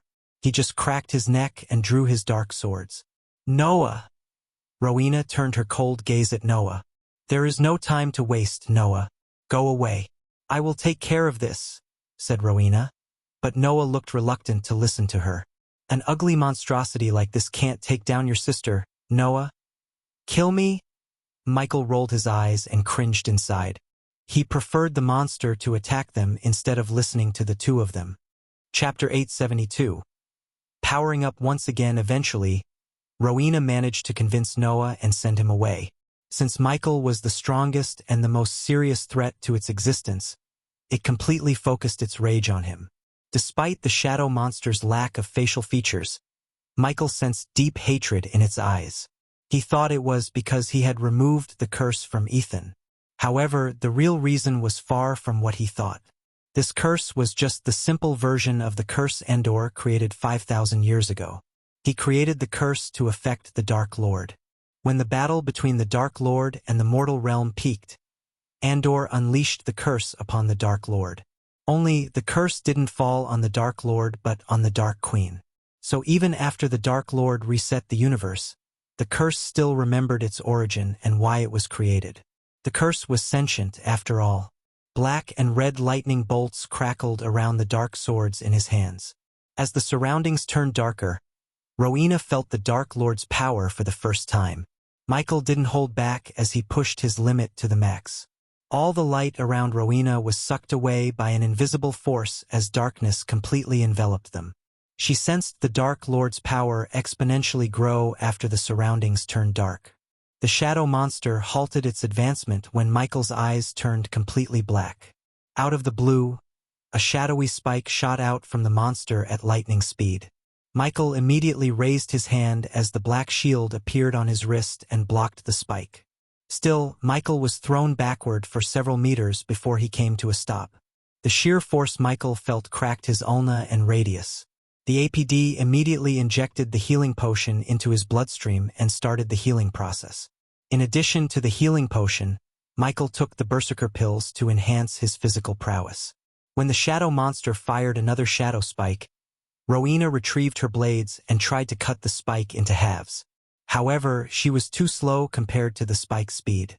Even for Michael, the spike flew too quickly. He dashed away, and still, the spike grazed him on the shoulder. Michael felt an intense pain in his shoulder. To his surprise, the dark flames appeared around his shoulder and burned the flesh in a blink of an eye. This was the first time Michael had seen the dark flames act without his command. Thanks to the APD, new flesh grew around his shoulder. Meanwhile, Rowena threw her blades at the shadow monster and shook the chains attached to them, creating a wave of shock blast. The shadow monster figure was slightly distorted by the shockwave, but she was too weak to cause any real damage. Grrrhhhh. The shadow monster roared, creating enough to blast Rowena away. Michael quickly dashed at Rowena and caught her mid-air by the chains of her blades. After Rowena safely landed on the ground, Michael threw one of the dark swords at the shadow monster. As the sword soared through the air, Michael raised his other dark sword, sending a bolt of lightning from the tip of the sword. The shadow monster dashed forward as the sword, and the lightning bolt went straight through its shadowy body. Michael immediately dashed out of the monster's path while shooting out dark beams from his eyes. Unfortunately, the dark beams went through the monster, just like the sword and the lightning bolt. While Michael was running around the monster, shooting dark beams, Rowena leaped into the air and brought down her blades upon the monster. But the shadow monster created a hand out of the blue and slapped Rowena to the ground. Rowena coughed up blood. The ground around her had several cracks due to the sheer force of Rowena hitting the ground. Her silky smooth skin was riddled with bruises and scars as blood oozed out of the cut on his shoulder. The monster did not stop with a slap as it tried to stomp Rowena to death. Michael immediately raised his hand, sending a powerful blast of wind. The wind blasted through Rowena out of the monster's reach. Without lowering his hands, Michael summoned the dark sword he threw at the monster. The dark sword trembled on the ground for a moment before flying straight back into his hands. After the sword reached his hand, Michael dashed at the monster. His black eyes started to glow red as someone lit a fire in them. Michael decided to fight head-to-head with the monster as he was confident in evading the monster's attack. Although it had the advantage in size and cultivation power, the monster lacked agility like him. The badass points soared through the roof as Michael slashed the shadow monster left and right. He moved with enough speed to leave after images, and Rowena was stunned by how quick he was. As much as Michael liked to slice and dice the shadow monster, its shadowy figure made it impossible to harm it. No matter how many lightning bolts and dark beams he fired, none affected the monster. The more Michael fought, the more he realized he had no chance of winning unless he found a way to transform the shadowy figure into something tangible. Even the ring of fire created with dark flames had no effect. Finally, Rowena drank a full vial of healing potion and jumped back to her feet. She tried to dash at the monster, joining Michael in the fight. At that moment, the monster fired 5 spikes from its body at Michael. He quickly raised the black shield to block the spikes coming directly at him and dashed away to evade the rest. But one spike managed to impale him through the chest. The force sent Michael flying as the black shield fell off his hand. Rowena turned around and flew straight toward Michael without batting an eye. Ha ha ha ha! The monster caught Rowena off guard with its sudden laughter. Instead of pressing its advantage, the monster ran around the blood spilled out of Michael's wound. The monster's devilish laughter echoed through the entire fire realm. Hearing the monster's laughter, more and more natives of the fire realm marched toward the area. Michael's blood, coupled with the shadow monster's laughter, drew the beasts of the fire realm to them. Ghost! Rowena saw Michael picking himself from the ground with the dark spike sticking out of his chest. Seeing the blood flowing out of his chest ached Rowena's heart. This strange pain increased as Michael burned down the spike with the dark flames coming out of his hand. What's it doing? Michael asked Rowena, who stared at him, burning his own flesh. Just looking at the skin melting down sent a chill running down her spine. He didn't even flinch as he continued to melt down the skin until she could see the rib cage. Stop it! Rowena couldn't bear to see him burn himself anymore. It's okay, Michael assured her. Then, the skin slowly grew on his chest until the burn wound completely healed, leaving only a mark. We don't stand a chance as long as it remains ethereal, said Michael. Rowena turned around and stood by Michael's side. I might be able to help with that, said Rowena, clenching the blades. The next moment, Michael felt the sudden drop in the temperature around him. He looked down at the blades to see the silver blades slowly turning icy blue. The bone-chilling cold flames surrounded the blades, summoning intense frost upon them. Freezing it. Good idea. Michael gave a nod of appreciation. He flicked his blades and prepared to shut the monster's laughter. But when he was about to take a step forward, he saw several flocks of crows in the air and groups of glass wraiths on the ground. They were all on their way to the shadow monster. Rowena was stunned to see the beasts of Fire Realm, especially the glass wraiths. Although the glass wraiths were relatively weak monsters, killing them was not easy at all. One had to shatter its body until it had no soul energy left to revive itself. At that moment, hundreds of them flocked toward them with one intention: kill them. Contrary to her reaction, Michael had a smile on his face. "You stupid dumb fuck," Michael cursed the monster. Not in anger but in excitement. In Rowena's eyes, they were beasts, while in Michael's eyes, they were bags of experience points. If he could kill them all, he would reach at least Immortal Stage Level 8 without a doubt. At that time, the death range would boost his power to the half-celestial stage. In other words, the shadow monster just ran out of luck. "Do you have a plan?" asked Rowena. "Keep the shadow monster busy while I deal with these insects," Michael calmly said. Without wasting any time, Michael ascended into the air as Rowena prepared herself to fight the shadow monster with the cold flames. Once Michael was in the air, he cast the lightning dash and flew straight toward the flock of giant crows. Even from afar, Michael began to bombard the crows with lightning bolts. The crows flew down from the sky like flies as Michael began to hear the sweet sound of experience points increasing. "Did you miss me?" As Michael was wreaking havoc among the crows, Michael saw a volley of golden arrows striking down the crows. He turned around and saw Gaia in the air with her bow. "What the hell is that?" Gaia asked, pointing at the shadow monster on the ground. The monster tried to fly toward Michael, but Rowena sent a stream of cold flames, interrupting its movements. The cold flames froze the glass wraiths in the 5-meter radius and shattered them to pieces. As Rowena expected, the broken glass pieces merged together and returned to life. "That's the curse," said Michael while shooting down the crows. "This is not time for explanation. Kill as many beasts as you can," Michael ordered Gaia. With her by his side, he could earn double the experience. Finally, Michael received a golden opportunity to strengthen himself. If everything went according to his new plan, he would be at Immortal Stage Level 8 by the time this battle ends. Chapter 873. Temporarily reaching half-celestial stage. In the previous chapter, I made a mistake by writing the shadow monster is at the celestial stage. It should have been half-celestial stage. I edited the chapters and changed them to half-celestial stage. Sorry for this grave mistake. Here is the cultivation stages again. Do not worry about these instructions as I updated the chapter first and then wrote all this. So only the chapter word counts.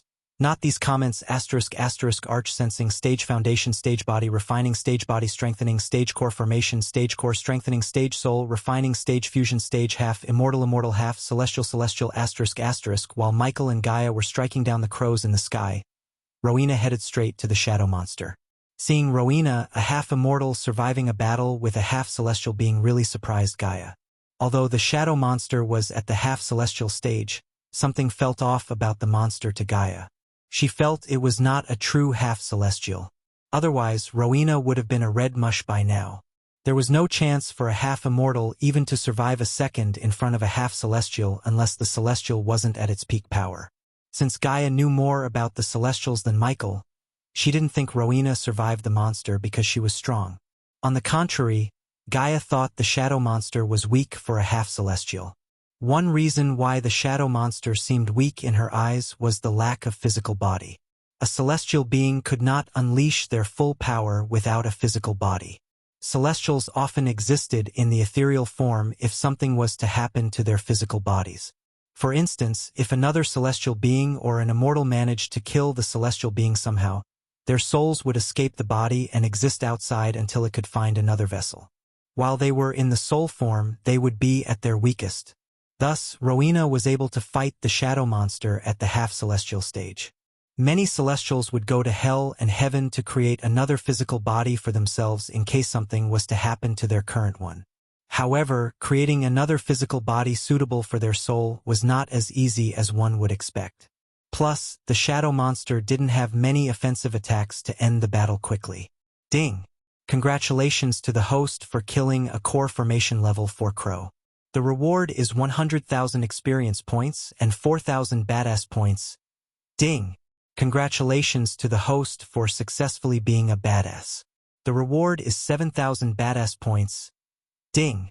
Congratulations to the host for killing a core formation level 7 crow. The reward is 100,000 experience points and 4,000 badass points. Ding! Congratulations to the host for successfully being a badass. The reward is 8,000 badass points. Ding! Congratulations to the host for killing a core strengthening stage level 5 crow. The reward is 200,000 experience points and 8,000 badass points. Ding! Congratulations to the host for successfully being a badass. The reward is 9,000 badass points. Michael willed the system to be quiet as the system blew his mind with notifications. The black bolts of lightning from Michael's dark swords riddled the skies and charcoaled countless crows. Despite the number of monsters around him, Michael restrained himself from using the ultimate ignitia. He wanted to use the ultimate spells on the shadow monster after Rowena froze it as planned. Speaking of the plan, Rowena was on the ground fighting the glass wraiths around the shadow monster. She had to fight off these beasts to reach the shadow monster, which remained on the ground, firing dark spikes at Michael. Several glass wraiths screamed and surrounded Rowena, only to get smashed by her. She threw the blades and swirled like a tornado, destroying every glass wraith around her. She destroyed them as soon as they revived themselves. After swinging the blades for a few moments, Rowena pulled the chains towards her, grabbed the blades by their hands, and stabbed the ground with enough force to create a powerful shock wave. The shock wave mixed with the cold flames sent a chilling frost wave that froze everything around Rowena. Then, with another stab to the ground, Rowena sent another shock wave, shattering everything frozen. When Rowena cleared out the 20 or so glass wraiths with a single attack, the shadow monster finally turned its focus on Rowena. Seeing the glowing eyes fall on her, Rowena prepared herself to attack the monster head-on. However, when she took a step forward, the shadow monster roared. The next moment, Rowena went flying away from the monster like a rag doll. She coughed up, mouth full of blood in midair as every organ in her body screamed in excruciating pain. Michael and Gaia were occupied with the monsters as they failed to catch Rowena. A few moments later, Rowena hit the ground and went sliding through the ground. Her sky-blue robes were torn and had holes in several places.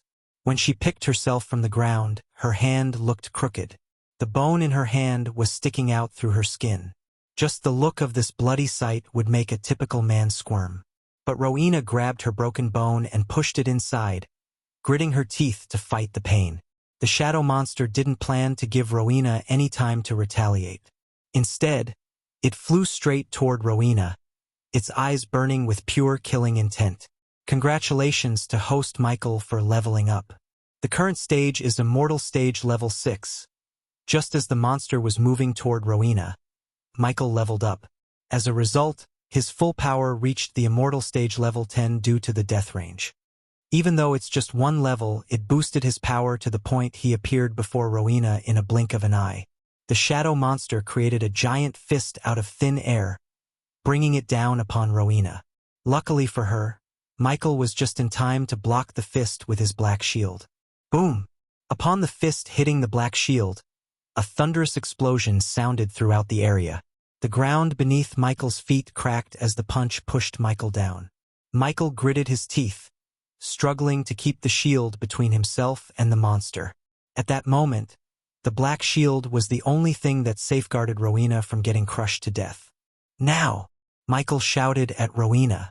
She didn't need Michael to tell her twice as she summoned the cold flames to freeze the shadow monster.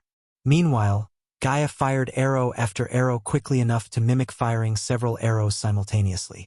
She flew around the shadow monster and kept the other monsters of the fire realm at bay. The moment Rowena summoned the cold flames, Michael felt an intense chill as he saw the icy blue flames dancing upon Rowena's hand. Ignoring the pain in her born hand, Rowena raised her other hand, firing a stream of cold flames at the shadow monster. As soon as the stream of cold flames hit the monster, it roared and exerted more force to bury Michael in the ground.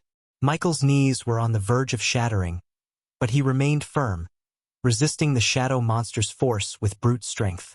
Thanks to Gaia striking down more and more beasts, Michael grew stronger. Rowena sensed the aura around Michael getting stronger with each falling beast, yet she was too focused on freezing the monster instead of focusing on Michael. Rowena's cold flames momentarily stopped the monster from making another move. Michael utilized the opportunity by casting the Ring of Fire. Immediately Rowena felt the temperature taking a turn as she felt the intense heat all around her. The cloud of darkness shrouding him grew darker and stronger as the dark flames burnt everything to the ground. Even the glass wraiths could not revive themselves as the flames evaporated their body and soul. Congratulations to host Michael for leveling up. The current stage is Immortal Stage Level 7. The moment Michael stepped into Level 7 of the Immortal Stage, the death range boosted his power 4 levels higher and made him a half-celestial. His strength skyrocketed through the roof as Rowena felt the sudden explosion in his aura. With his new power, Michael slowly pushed the shadow monster's hand away and punched the frozen area in the monster's core. Michael's punch sent the monster flying. Couldn't stop for a mile. Sensing the power radiation from him, the glass wraiths and the crows halted their advancement. Their eyes glistened with fear. When Michael took a step forward, they all stepped backward. Rowena was startled by how powerful he looked at that moment. One moment he struggled with the monster, and the next he sent it flying with a single punch. Suddenly, countless clusters of dark clouds appeared in the sky out of nowhere. They rumbled as purple lightning streaks struck across the sky. Rowena looked up at the dark clouds and sensed the overwhelming murderous aura from the Dark Lord. He slowly raised his arms to the sky and brought them down as hundreds of lightning bolts struck the ground at the same time. The sight immediately reminded Rowena of the time he ended the lives of hundreds of soldiers in Ithilien almost a year ago. Her neck hair stood up due to the electricity in the air. The lightning bolts crackled everywhere she looked, burning the beasts to a crisp. Congratulations to host Michael for leveling up. The current stage is Immortal Stage Level 8. Congratulations to host Michael for leveling up. The current stage is Immortal Stage Level 9. Ding. Congratulations to the host for successfully being a badass. The reward is 15,000 badass points. Ding. Congratulations to the host for successfully being a badass. The reward is 25,000 badass points. Ding. Congratulations to the host for successfully being a badass. The reward is 12,000 badass points. The amount of experience points Michael got exceeded his expectations. Furthermore, he only needed 50,000 badass points to pay his debt to the system. Initially, he thought killing all the beasts would get him to Immortal Stage Level 8, but he killed enough with his ultimate Ignitia to reach Level 9. He decimated all the glass wraiths and flocks of crows in a 1-mile radius. Rowena had never underestimated him. However, at that moment, she realized how powerful he truly was. When the darkness around him and the dark clouds in the sky faded away, Rowena saw the piles of ashes around her. No wonder the whole world feared him, she thought. After Michael eradicated the beasts, the shadow monster turned out to be alone. I will distract it, and you freeze it with the cold flames, said Michael calmly as though nothing had happened. Now that he reached Level 9, he could reach the half-celestial stage with the use of the death range. In other words, he closed the power gap between him and the shadow monster. Chapter 874. Sudden departure of Rowena after Michael cleared out the beasts of Fire Realm. Gaia landed beside him. Rowena quickly emptied a bottle of healing potion of her own before Michael could give her a blood tonic. Her hand was completely drenched in blood. Thanks to the healing potion, the scars, bruises, and the wound on her shoulder quickly healed as the rosiness to her face slowly returned. The trio waited for the shadow monster to approach them instead of rushing toward it. While the shadow monster was on its way to Michael, he noticed a bright light on the horizon behind the monster. The entire sky above the horizon slowly grew brighter and brighter to the point Gaia had to cover her eyes. He started his tribulation, said Rowena. Michael didn't give a damn about Noah's tribulation. Instead, he was focused on killing the shadow monster. It would finally give him enough experience points to trigger his own tribulation to reach the half-celestial stage. Of course, he had to upgrade his system before triggering the tribulation, but once he had reached level 10 of the immortal stage, he would have the power of half-celestial stage without reaching the stage whenever he took his complete form. He always had a feeling Ethan's curse was a blessing in disguise. But deep down, one question kept nagging Michael, who actually cursed Ethan. The curse was powerful enough to possess sentience as well as the ability to teleport them from one realm to another. He wondered what kind of powerful being was able to create such a monstrosity. Interrogating the shadow monster was out of the question, and Michael had too many things on his plate to track down the curse's origin. Now that Sadie turned Noah's elites into one of their spies, Michael would be able to know everything Noah learns. Michael doubted Noah would let go of the man who cursed his father. Despite Noah's rule against killing, Michael saw the killing intent in his eyes. He saw the old Noah who slaughtered arrogant young masters and their families without remorse. Do we still need Noah's aid in defeating the monster? Rowena asked Michael. Judging by the overwhelming power radiation coming from Michael, she didn't think they needed Noah. Once she could freeze the monster, she knew he would take care of the monster all by himself. Unfortunately, freezing the monster was not as easy as it sounded. Just like I said, I distract the monster. You freeze it, Michael reminded Rowena again. She nodded and clenched the blades tighter. The icy blue cold flames danced around Rowena's blades, taking the form of small coiling dragons. This was the first time Michael had seen these flames take such form. Looking at them made him wonder if his dark flames could take shapes or forms. Dark Lord. The shadow monster suddenly roared, uttering Michael's name. Its thunderous roar shook the entire fire realm and caused several volcanoes to explode. Michael himself was completely stunned by the monster's roar. From the moment he laid his eyes on the monster, he felt like the monster had deep hatred toward him. Now the roar confirmed his suspicion. The shadow monster definitely had it for him. However, the thought that a god was behind everything never came across his mind. That's new. I think you pissed the ugly off by taking it out of its host, said Gaia. The more it focuses on me, the easier it will be for you to freeze it, Michael said to Rowena. He didn't worry about the shadow monster anymore. In fact, he was excited to finish it off. By reaching the half-celestial stage, he could finally start taking down the great 8 clans one by one. The era of the Dark Lord was about to begin. Letting out another roar, the shadow monster dashed toward Michael. Once it was just 10 meters away from Michael, Gaia leaped into the air and knocked a golden arrow into her bow. On the other hand, Rowena prepared herself to join the fight against the monster with Michael. It was not a battle of wits or strategies. Rather, this was a battle of rage and power. Not the smartest, but the strongest would survive. Keep your distance from it at all times, Michael warned Gaia as she nodded. Just as Michael planned, he dashed at the monster, and on his way, he opened his arms as the dark swords flew straight into his arms. Rowena thought he was about to use the swords. However, he just unsheathed the swords and leaped into the air. In mid-air, he flicked his wrist as the Doombringer materialized in his hand.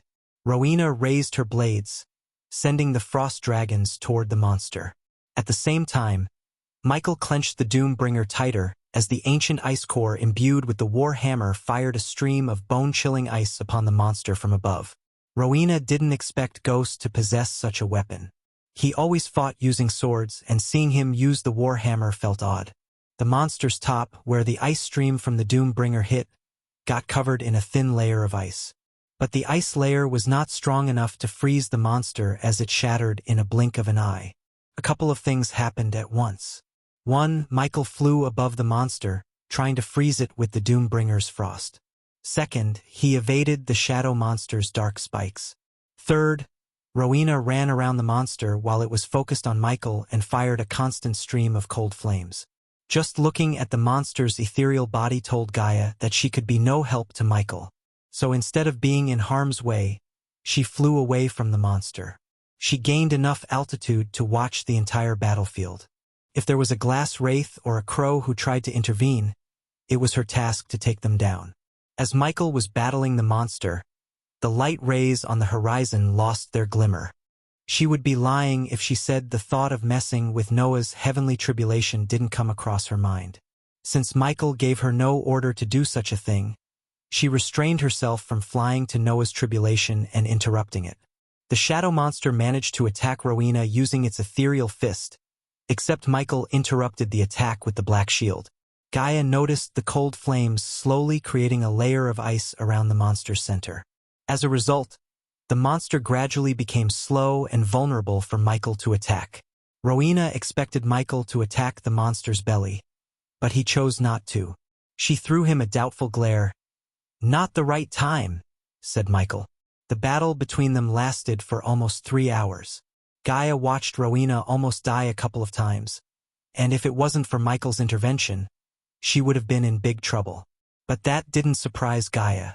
What surprised her was how Michael and Rowena fought the shadow monster. They fought with such precision and coordination as they trained together for decades. They understood each other in the heat of the battle without words. Michael's power grew stronger as the fire realm turned darker. Finally, after 3 hours of intense battle, half of the shadow monster's body was frozen by the cold flames. "Dark Lord!" The monster roared once again as Michael landed right in front of it. For a moment, Michael locked his gaze with the monster's glowing red eyes. The monster fired dark spikes at him as he slowly made his way to the monster. He blocked the dark spikes with the black shield and clenched the Doom Bringer tighter with the other hand. Rowena breathed heavily and stood back, regaining her strength. After the long 3 hours of battle, she was exhausted. Using cold flames continuously took a toll on her body. Her legs shivered and begged her to give up. When Michael reached just an arm's reach from the monster, he retracted the shield into the space ring, held the Doombringer with both his hands, and swung it with all his might. Boom! The Doombringer hit the shadow monster and shattered the frozen core of the monster. Gaia saw a hole in the monster's body as it roared in pain. Gaia closed her ears due to the intensity of the roar. To their surprise, the monster grew smaller in size and weakened. It went from half-celestial stage level 3 to level 2. But before they could rejoice, the hole in the monster's body closed itself. "You gotta be kidding me," Rowena muttered with fury. After witnessing the monster heal itself, Michael immediately leaped away from it. As much as he would like to have another way of defeating the monster, there was none. The only way they had was to shatter its core until it could no longer heal itself, just like the glass wraiths. Meanwhile, Gaia noticed a couple of glass wraiths on the horizon, along with a flock of giant crows. She had to fly away from Michael to hunt them down before they could intervene in the battle. Noah could have used the heavenly flames to attack the monster's frozen core if he was also there with them. In that case, the shadow monster would have grown smaller and weaker. Michael didn't have a clue how long Noah's heavenly tribulation would be, but he didn't think it was a good idea to rely on Noah. He preferred to take down the shadow monster by himself with only Rowena's help. That way, he could earn more badass points and deal the last death blow to the monster. The last thing Michael needed was Noah to steal his experience points. After Michael landed beside Rowena, the shadow monster remained still for a moment as though it was thinking something. "Heal yourself. The battle is a long way from over," said Michael. "Where is that old woman, by the way? If we were teleported, there is a good chance everyone in the hall was too." Only then did the sudden realization hit Rowena. Her mother was standing in the hall with them. If they were all teleported, her mother would have ended up in the fire realm somewhere. Just the thought of her mother wandering in the life-ending realm shook Rowena to the core. "I have to find my mother," said Rowena. She didn't even bother to wait for Michael's response as Rowena flew away from Michael at lightning speed. "The system did not see that coming," the system sarcastically said. Chapter 875. End of the long battle. After Rowena left the area to search for her mother, Michael and Gaia was left with the shadow monster alone. Michael wasn't afraid of being alone. On the contrary, he felt relieved to fight the monster alone. Granted, freezing the monster with the Doombringer would take way longer than with the cold flames, but he could comfortably land the last strike on the monster in the end. Suppose Rowena or Noah was here, and their strikes took down the monster. All of his experience points would go down the drain. Michael needed those points to reach the half-celestial stage. "Keep those beasts off my back," Michael said, looking at Gaia in the air. As he prepared for the battle, the shadow monster dashed at him. This time, the shadow monster seemed really pissed off at him. The monster's eyes glowed brighter than before with intense hatred and rage. Two fists materialized over the monster's head and moved at high speed toward Michael. Michael's cat-like reflex made him raise the black shield and block both the shadow hands. The ground around him cracked open due to sheer force as Michael held off the monster's hands with his black shield. The shadow monster kept one hand on the shield and tried to punch him with the other. Michael quickly hit the ground with the Doombringer, creating an ice wall between him and the fist. The fist shattered the wall and sent Michael flying backward. However, Michael comfortably landed on his feet and cracked his neck. He was totally unharmed by the shadow monster's attack. Now that Michael had fought the monster for 4 hours, he had a pretty good idea about the monster's capabilities. As a result, he calculated the monster's moves and avoided its attacks without breaking a sweat. Of course, the monster seldom came up with new attacks and made Michael spill some blood. But overall, Michael had the upper hand in the battle. Despite everything, Michael knew he couldn't go on longer with the battle.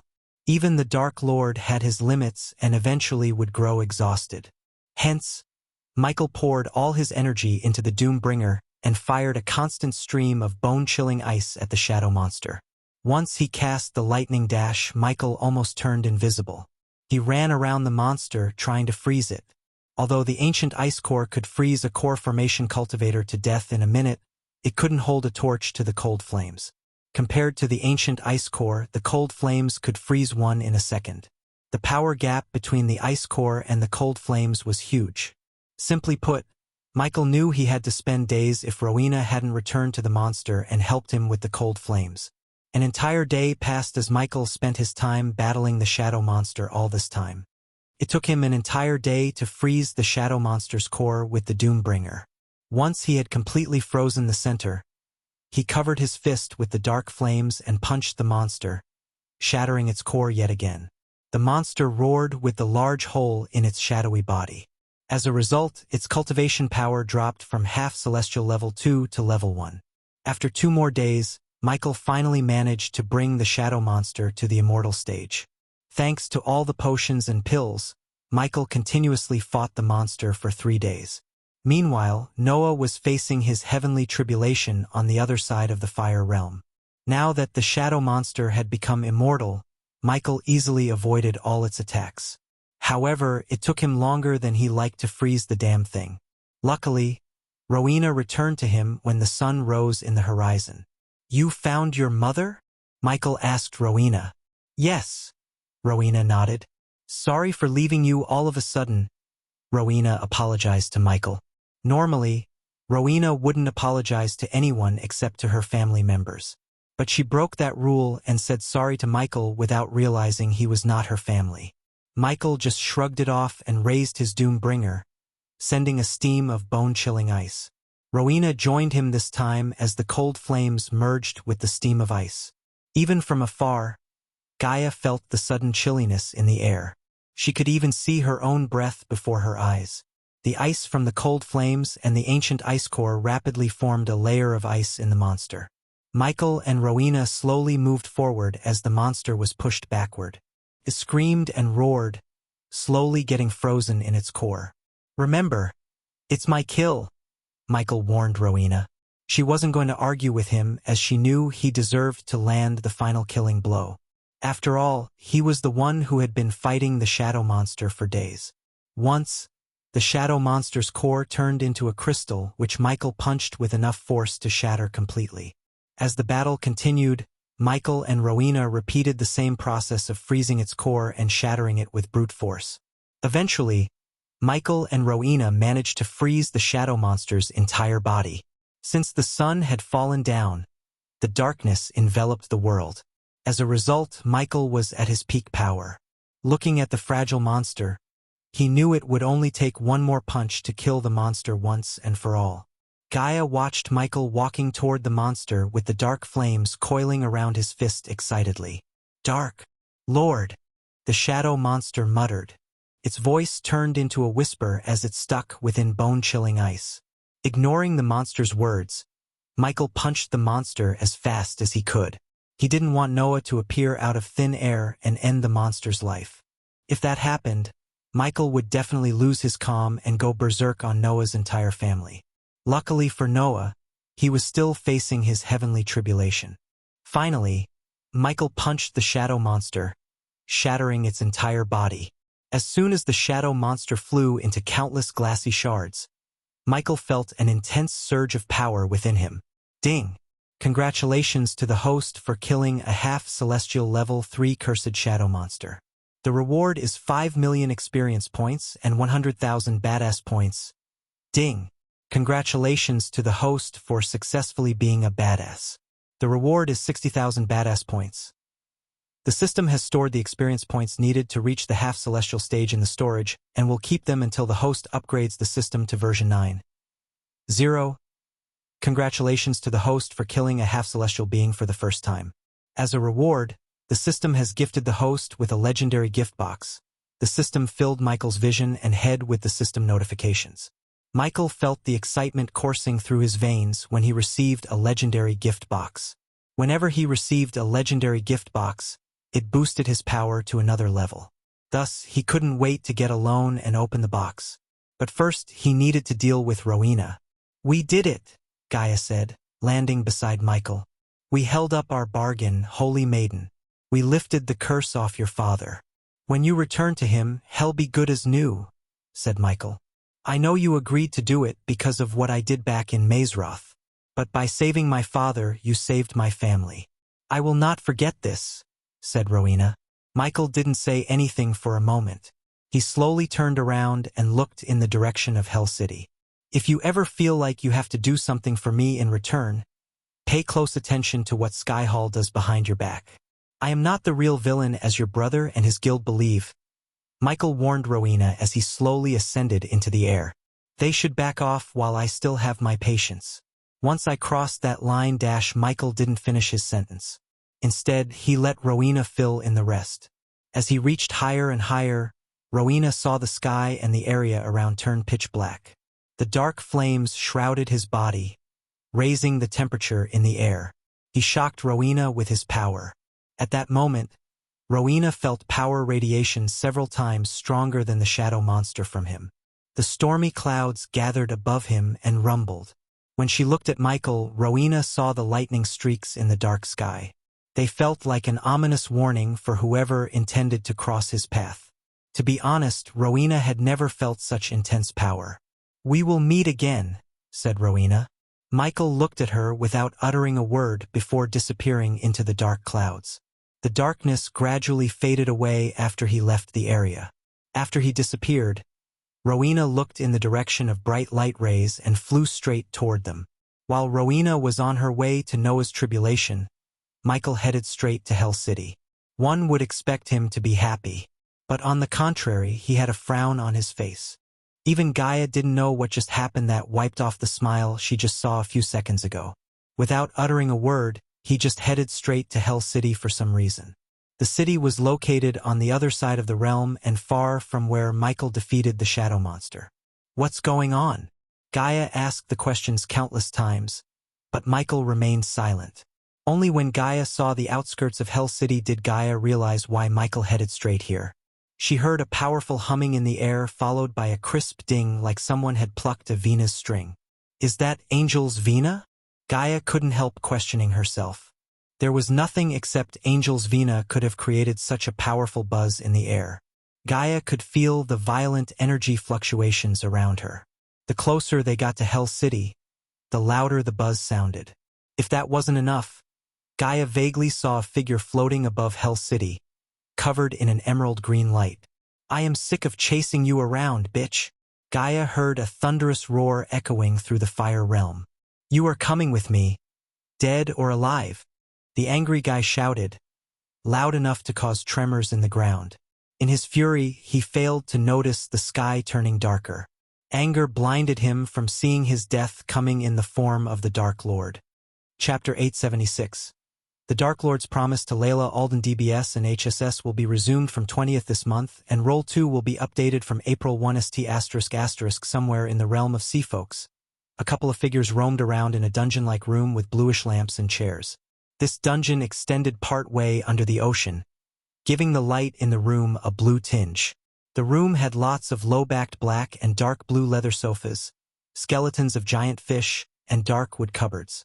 One of the wooden tables had a bowl filled with blood on it. The room had quite a grand atmosphere, but also quite a cold one. One of the heads of House Gladrath sat before the glass window and glanced at the bustling city before him. This underwater city made any city on the land pale in comparison. Hundreds or even thousands of buildings built with glass and lit with luminescent mushrooms gave the entire city a grand appearance. From afar, one could see the sparkling dome around the city, keeping the ocean water from flooding. Not that the sea folk couldn't breathe underwater, but many buildings could not withstand such pressure. They would shatter into pieces if the dome didn't exist. After all, the city was located at the bottom of the ocean. One who wasn't a sea folk would not survive the ocean's pressure despite their cultivation level. Only a higher up in the sea folk hierarchy could bring outsider to the city, and even then, the visitor must be at least a fusion stage cultivator. Otherwise, the sheer pressure would crush their organs to a pulp, turning them into a bloody mess. "We might get some backlash if the landwalkers heard of our recent actions, Gruzel," said a man with large eyes, fish-like mouth, and hands with thin skin between fingers, which enabled the seal folk to move through the ocean swiftly. "What do you think they would do? Weak doesn't fight back." "Gleeless," said Gruzel. Gruzel was one of the sea folk kind who had the head and upper body of an elf and the tail of a fish.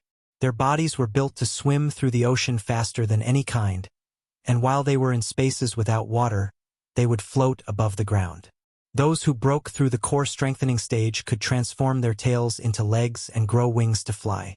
However, the proud and traditional members chose not to, as they thought transforming their bodies was a sin. Gruzel's kind was called the Mermans, one of the ancient races in the sea folk realm. Currently, Gruzel and Gleeless were plotting against the House of Helrid. The sea folk race had 3 superpowers among them. 2 were part of the Great 8 clans. The 2 great clans were the Water God Hall and Sea Serpent Hall. Although Arctic Hall was a powerful clan, it wasn't a Great 8 clan. It didn't become a Great 8 clan mainly because it was divided into 3 houses: the House of Helrid, the House of Gladrath, and the House of Big Mag. Mutrad, the recent subordinate of Michael, hailed from the House of Helrid. The higher-up in the Arctic Hall ordered him to apprehend the Dark Lord. But due to the internal conflict within the 3 houses, catching the Dark Lord went down on their priority list. The main reason for this conflict was House Gladrath's hatred toward House Helrid and their hunger for power. The 2 houses always hated each other and had tension between them. Thanks to Gruzel's recent discovery, he found a way to gain the upper hand over the House of Helrid as well as the House of Big Mag. Unfortunately, his discovery required someone's blood, the blood of a spirit child. "Would you please relax, Gleeless?" Looking at the worried look on Gleeless' face, Gruzel reassured him with a carefree smile. "I have my doubts about Eratos. He is not right in the head and you know it. Besides, he is a human. How can we trust a human with a pivotal task such as this, Gruzel?" Gleeless questioned Gruzel. "He is a human. That's exactly why I sent him instead of one of ours. But don't forget Eratos' history with the child's mother. The rage within him drives him to do whatever is necessary," said Gruzel. "You are yet to tell me why you ordered him to bring the mother instead of the child," Gleeless asked Gruzel. Gruzel let out a foxy smile before flicking his wrist. A silver platter holding 2 glasses and a bottle of wine hovered toward them. Gruzel picked up the bottle and poured the wine into the glasses. Then, he handed 1 glass to Gleeless and floated to the window. His friend followed him behind and joined him, looking through the window. "So?" Gleeless tilted his head to the sight. "I sent someone the child trusts like its family to bring it here. Eratos just had to ensure there were no loose ends." Gruzel shocked Gleeless. "Did you really think I would trust Eratos with the child? Everyone knows he is not right in the head. It made him the perfect person to deal with the child's mother, but when it comes to the spirit child, I won't let him near it anywhere, said Gruzel. Gruzel took a long sip of wine and looked at the children swimming around his citadel. Some of the children waved at him as he waved back. On the outside, no one would expect Gruzel to be so cruel. In reality, Gruzel was one of the most dangerous and evil men in the entire Seafolk realm. Unfortunately, an innocent spirit child ended up in his target circle. What about Mutrad, Gruzel? Is he anywhere close to catching him? What if he learns about all this? We cannot let him step into our world. Glellis' eyes glimmered with fear as he uttered these words. The child and the mother are not in the mortal realm. One is in the fire realm and the other in the Aquilan realm. Glellis heaved a sigh of relief after hearing Gruzel. The last time he heard, the one he feared the most was in the mortal realm. Glellis was one of the few who were terrified of the prophecy and the stories behind that man. Many, like Gruzel, never believed in those stories and prophecies. Instead, they believed he was just a man who could be killed if the push came to a shove. Like I always say, Glellis, we don't have to fear him even if he comes into our world. He is just a mortal who bleeds. And if he bleeds, we can kill him, Gruzel snickered. I know you don't believe in the prophecies. But all I am telling you is, do not underestimate him. Why are we suddenly talking about the Dark Lord? Gruzel rolled his eyes. He abandoned his child and its mother a long time ago. Except for us and probably the Supreme Guardian, no one knew the Dark Lord had a spirit child with Layla Alden. Contrary to what everyone says, I think that human is incompetent to be the Supreme Guardian. Why else he left the mother and child alone instead of taking them into custody? Gruzel took another sip of wine and continued questioning Glellis. Unlike Gruzel's thought, Noah left Layla and the spirit child alone, knowing they could do nothing to help him catch the Dark Lord. Furthermore, Noah didn't want the child to be branded as the Dark Spawn and live his life like the enemy of the world. Instead, Noah wanted the child to have a normal childhood and life as he had. But despite Noah's all good-hearted thoughts, he made the mistake of removing the spider from the spirit child's neck. He intended to erase all the Dark Lord's influence on the child, including the spying contraption. By destroying the spider, Noah secluded the child from everyone else, including the Dark Lord. Since he removed the spider and assigned guardians to monitor Rainbow Island, Azazel could not keep an eye on Harry. When Azazel reported losing the feed to Harry and Layla to Michael, he told Azazel to leave them alone. Michael ensured no one except Noah knew about the spirit child. At first, Michael wanted to sneak into a Rainbow Island, rig the place with spiders, and continue to keep Layla and Harry in surveillance. In fact, he managed to sneak past the Guardians and reached Layla. But when Layla met Michael, her eyes blazed with fear. She didn't even let Harry see Michael's face. When Michael approached her, she asked him to leave them alone for the sake of Harry's safety and made him promise he wouldn't interfere with Harry's life as Michael initially told her. To be honest, Michael didn't blame Layla for thinking they were better off without him because that was true. That day before he left for Gondolin, Michael cut all his connections with Layla and left them alone. So one could only imagine how pissed off the Dark Lord would be when he learns the plot against Layla and Harry. Maybe he didn't want to piss off the Dark Lord, Glellis muttered. Don't be a spineless coward, Glellis. Once we use the spirit child's blood to locate the artifacts, we will be strong enough to become a great 8 clan. This is our ancestors' plan, and we will not fail them, Gruzel firmly said. His eyes were filled with confidence and resolve. No matter what happened or who stood in his way, Gruzel would never back off from his plan. He had been working too hard for too long to abandon everything because of some children's stories about the God of Darkness. As Gruzel was discussing his plans with his best friend, he heard a voice in his head. My lord, Eratos has located Layla Alden in the Fire Realm. He is on his way to apprehend her. Gruzel heard the voice of his subordinate. These words put a bright smile on Gruzel's face. Eratos found Layla, Glellis, Gruzel told his friend with a smile. Glellis couldn't help feeling excitement coursing through his veins. If Gruzel successfully completed the ritual, there would be nothing to stop them from becoming a great 8 clan. He just hoped the Dark Lord would be in the dark, knowing nothing about the disappearance of the spirit child and its mother. But little did he know the Dark Lord was on his way to Eratos with a god's vengeance. Chapter 877. Layla Alden, please marry me. A long time ago, when the sun slowly peeped over the Rainbow Island, birds shook the morning dew off their feathers and gave a cheerful song that would lift even the most sorrowful spirits. A light mist wrapped around the lone mountain where Layla resided, reaching to touch every bit of life thriving there. The slight chill in the air was enough to give a gentle shiver, but not enough for the need for a fire. A breeze tickled the trees, making their leaves shake and sway with laughter. Golden sunlight slowly seeped in past the thick canopy of branches with hopes of being able to reach the damp mountain earth. The heaven-touching apex of the mountain was drenched in brilliant light. Inside the cave at the top of the mountain, Layla was cultivating in silence. She canceled all the sounds of birds singing, slowly breeze rustling the trees, and the distant shouts of the natives.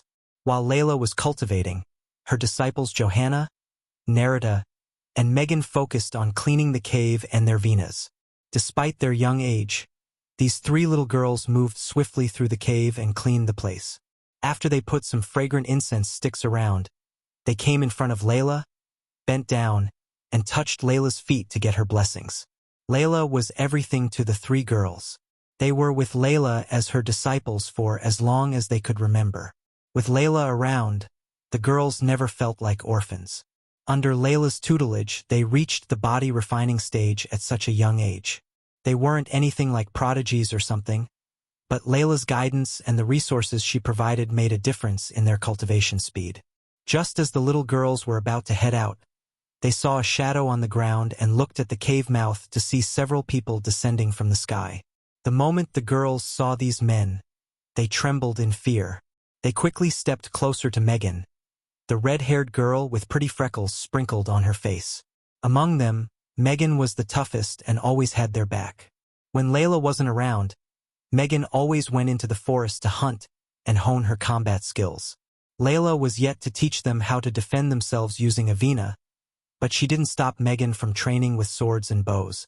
Since Layla was cultivating, Megan strolled out to meet these unwelcomed visitors.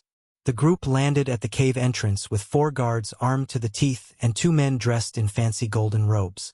One of them was a middle-aged man with a bushy beard, short dark hair with strands of white hair, and blue eyes. Meanwhile, the man standing next to the middle-aged man was a stunning young man with striking golden hair. He would make any young girl's heart skip a beat with his perfect jaw and clean-shaven face. The young man's hazel eyes glowed with life and excitement, as the most attractive feature about the young man was perhaps his slightly pointy ears he inherited from his elven father. But something crooked hid underneath all the handsome face and perfectly built body. Unlike the 3 girls, this young man was a prodigy. He reached the core-strengthening stage at the age of 20 and was said to be the most desired man on the continent of Ar. Hundreds or even thousands of proposals were sent to the young man's home every single day. But he chose none because he had already lost his heart to the wielder of Angel Vina, Layla Alden. "Hello, girls." The middle-aged man greeted the 3 girls with obvious disdain in his eyes. He was born and raised as a rich noble. In his eyes, street urchins like these 3 girls were beyond disgusting, and just talking to them made him want to throw up. He still had a hard time coping with the fact that his daughter was raising these orphans on her own instead of marrying into one of the many noble families in Gondolin. "Lord Nobert." Megan lowered her head and greeted her mentor's father with respect despite how she thought about him in her heart. To be honest, Megan would choose to be an orphan any day than be Nobert's daughter. He was an alcoholic, gambler, wastrel, and arrogant fool who hated everyone who wasn't noble by birth. "Is she there?" Nobert asked bluntly. "Mistress is cultivating at the moment and ordered us to let no one inside," said Megan. Despite facing people who could kill her with a snap of their fingers, the brave little girl had no signs of fear in her eyes. Seeing the girl facing them without covering down made Nobert's blood boil. Every single cell in his body screamed at him to throw the little girl off the mountain. But he had to restrain himself, thinking about what Layla would do. The relationship between him and Layla was already broken, and preferred not to damage it any more than he had already. "You can tell us her father is here to meet her, or I can meet her in person." Nobert creased his brows and said, He didn't sound like he was telling them but rather ordering them. However, Megan remained firm in not letting them through. Her mentor gave her an order, and Megan didn't plan to fail. "I am afraid you cannot meet the mistress today. You can leave a message with us if you want," said Megan. The veins in Nobert's eyes popped, making his eyes red like a demon's. He could no longer take such disrespect from a street urchin like Megan. He immediately stepped forward with his hands raised in the air. "You filthy rat!" Megan's instincts kicked in as she raised her hand to defend herself. As Nobert's hand was about to slap Megan, a powerful melody resonated through the cave and pushed the group several steps back. One of the guards almost slipped off the edge and fell to his death. Narita and Johanna heaved a sigh of relief as they saw Layla walk out of the cave gracefully. If a gaze could kill, Nobert, his guards, and the youngster would have died almost instantly. Her cold and murderous gaze swept across the group, making the guards shudder in fear. They were strong but not as strong as Layla Alden, the wielder of Angel Vina. When Layla exited the cave, Johanna and Narita ran behind Layla and stood close to her. Meanwhile, Megan stood beside Layla as though she was Layla's loyal guard. "You haven't changed a bit," Layla coldly said. "I could say the same to you," said Nobert as the youngster stood there mesmerized by Layla's beauty. His eyes sparkled with his heartbeat rapidly rising. Anyone could tell the young man was madly in love with Layla. Unfortunately, the feeling wasn't mutual at all. "Why are you here?" Layla completely ignored the young man and coldly asked her father. "Does a father need a reason to see his daughter?" Nobert answered Layla's question with another question. "We both know that doesn't apply to you," Layla snickered. For a few moments, Nobert didn't utter a single word. Silence fell over them. Megan felt extremely uncomfortable and furious when she noticed how the youngster was staring at her teacher. "We should talk alone," Nobert said, and threw a glance with disdain at Layla's disciples. "Whatever you want to talk to me, you have 2 minutes," said Layla. Granted, Layla was not very talkative and friendly, but she seemed colder toward her father. If one had a good perception, they could see the anger and contempt in Layla's eyes. It was a clear indication of the hostility she had toward her father. Ever since Layla's mother died in a mysterious accident, Layla hated Nobert to the core. Although there was no evidence to prove it wasn't an accident, Layla had reasons to believe Nobert actually orchestrated her mother's death so he could marry another woman. Nobert pretended to have his heart broken by his first wife's death. Yet, he married another woman within a month and had a baby girl named Edith the next month. In other words, Nobert was with another woman while Layla's mother was still alive. Layla suspected that her mother found out Nobert was cheating on her, and when she confronted him, he killed her. As in the Alden family, there was a strict rule against marrying another woman when one spouse was still alive. Furthermore, Layla had seen bruises and swelling in her mother's body. Layla didn't believe her mother's story about how she fell off the steps or fought with a boar when they went hunting. If Layla hadn't made a promise to her mother that she wouldn't hurt Nobert, he would have been 6 feet under the moment Layla suspected he was beating her mother. Nobert was really lucky that Layla hadn't broken the promise even after her mother died. Nobert gritted his teeth as Layla saw the glimpse of the beast hiding within him. She could tell he wanted to raise his hand and beat her, just like how she beat her mother. The only reason why he held back was unlike her mother. She wasn't weak. "Very well," Nobert exhaled and looked her in the eyes. "I gave my word to young Master Eratos here that I would marry you to him." As soon as these words escaped Nobert's mouth, Layla's anger exploded like a raging volcano.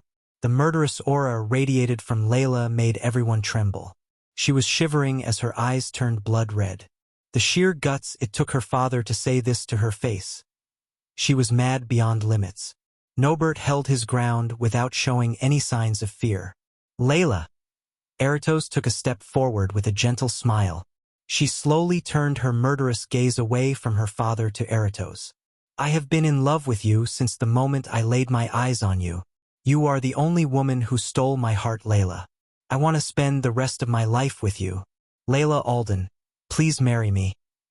Eratos dropped to one knee, flicked his wrist as a diamond ring appeared in his hand, and extended it toward Layla. "You have 3 seconds to leave before I rip you all to shreds." Eratos and the others were stunned by Layla's words. The guards who accompanied Nobert actually expected Layla to accept Eratos' proposal because they saw no reason why she would reject it. They became speechless when they saw the pure anger and killing intent in her eyes. Chapter 878. True form of the angel's Vina. Layla gave Eratos and her father 3 seconds to leave the place unharmed. Surprisingly, none of them took a step backward as they weren't going to leave the mountain. When Layla counted to 3 in her mind, Narita shouted suddenly, "Teacher! Behind!" Layla's instincts screamed at her as she leaped away from where she stood. A silver arrow with jade-green veins coiled around hit the ground. Layla landed comfortably on the ground and looked up at the mountain above the cave entrance to see a black-robed finger hanging on the mountain with a bow and arrow. When Layla thought Nobert couldn't stoop any lower, he surprised her. The assassin fired another arrow and another one at a rapid speed. Layla immediately raised her hand, casting a spell. Feathers of Angel. As soon as Layla cast the spell, pure white feathery wings materialized behind her and protected her from the arrows. Layla's speed caught Eratos off guard. In a blink of an eye, Layla ascended to the ground. In mid-air, a long Vina appeared in her hand. When she struck a string, a powerful energy wave shot out from the Vina, knocking down the assassin from the mountain. Before the assassin could hit the ground, Layla struck another chord which turned into a crescent moon-shaped blade and cut the core formation assassin in half. His body was cut into 2 halves as the assassin's entrails rained down through his hips along with blood. Nobert felt a chill running down his spine when he saw how easily Layla dealt with the assassin. Layla was completely pissed off by the ambush. Unfortunately, her anger blinded her mind and prevented her from realizing the assassin was just a distraction. When Layla landed on her feet, she couldn't find Eratos anymore. He just vanished into thin air until she felt a violent surge in energy around her. The mountain trembled as the arch energy surged to the sky and gathered above a golden glow. "Get inside!" Layla shouted at her disciples. She was too late to realize Eratos had finished casting a legendary spell. Although Eratos was a stage below Layla in terms of cultivation, a legendary spell would close the power gap between them. It was too late for her to stop the spell. The only thing she could do was move away from the spell's range. Meanwhile, Nobert and the guards behind him flew behind Eratos and watched Layla with arrogant looks on their faces. They deemed Layla deserved to be taught a lesson. Besides, Nobert had to resort to violence because of her. His world would turn into hell if he couldn't get Layla to marry Eratos. Before Nobert came to the Rainbow Islands, Nobert gambled with Eratos and lost the game in which he bet his daughter. He would have used Edith as a bet against Eratos, but the latter showed no interest in marrying a little girl. Eratos' love for Layla had turned into an obsession long before. So Eratos didn't suddenly snap, as he always planned to take Layla by force if he couldn't get her to agree to marry her. Once Nobert finished casting the spell, a giant ethereal head of a dragon appeared behind Eratos. The dragon's head glowed in icy blue, and its roar shook the entire island. Layla thought of flying away, only to see the dragon's gaze fall on the cave entrance where her disciples stood there like statues in shock. Not that the 3 girls wanted to stay still and watch, but their bodies refused to move. The coldness permeating from the dragon petrified them due to their weak minds and bodies. Layla dashed at her disciples to shield them from the dragon. However, the moment she took a step toward the girls, the dragon opened its mouth, firing hundreds of ice spikes in a steady stream. Having no other choice, Layla summoned Angel's Vina. As soon as she summoned the Vina, everything around her stopped as though someone had pressed a pause button on the world.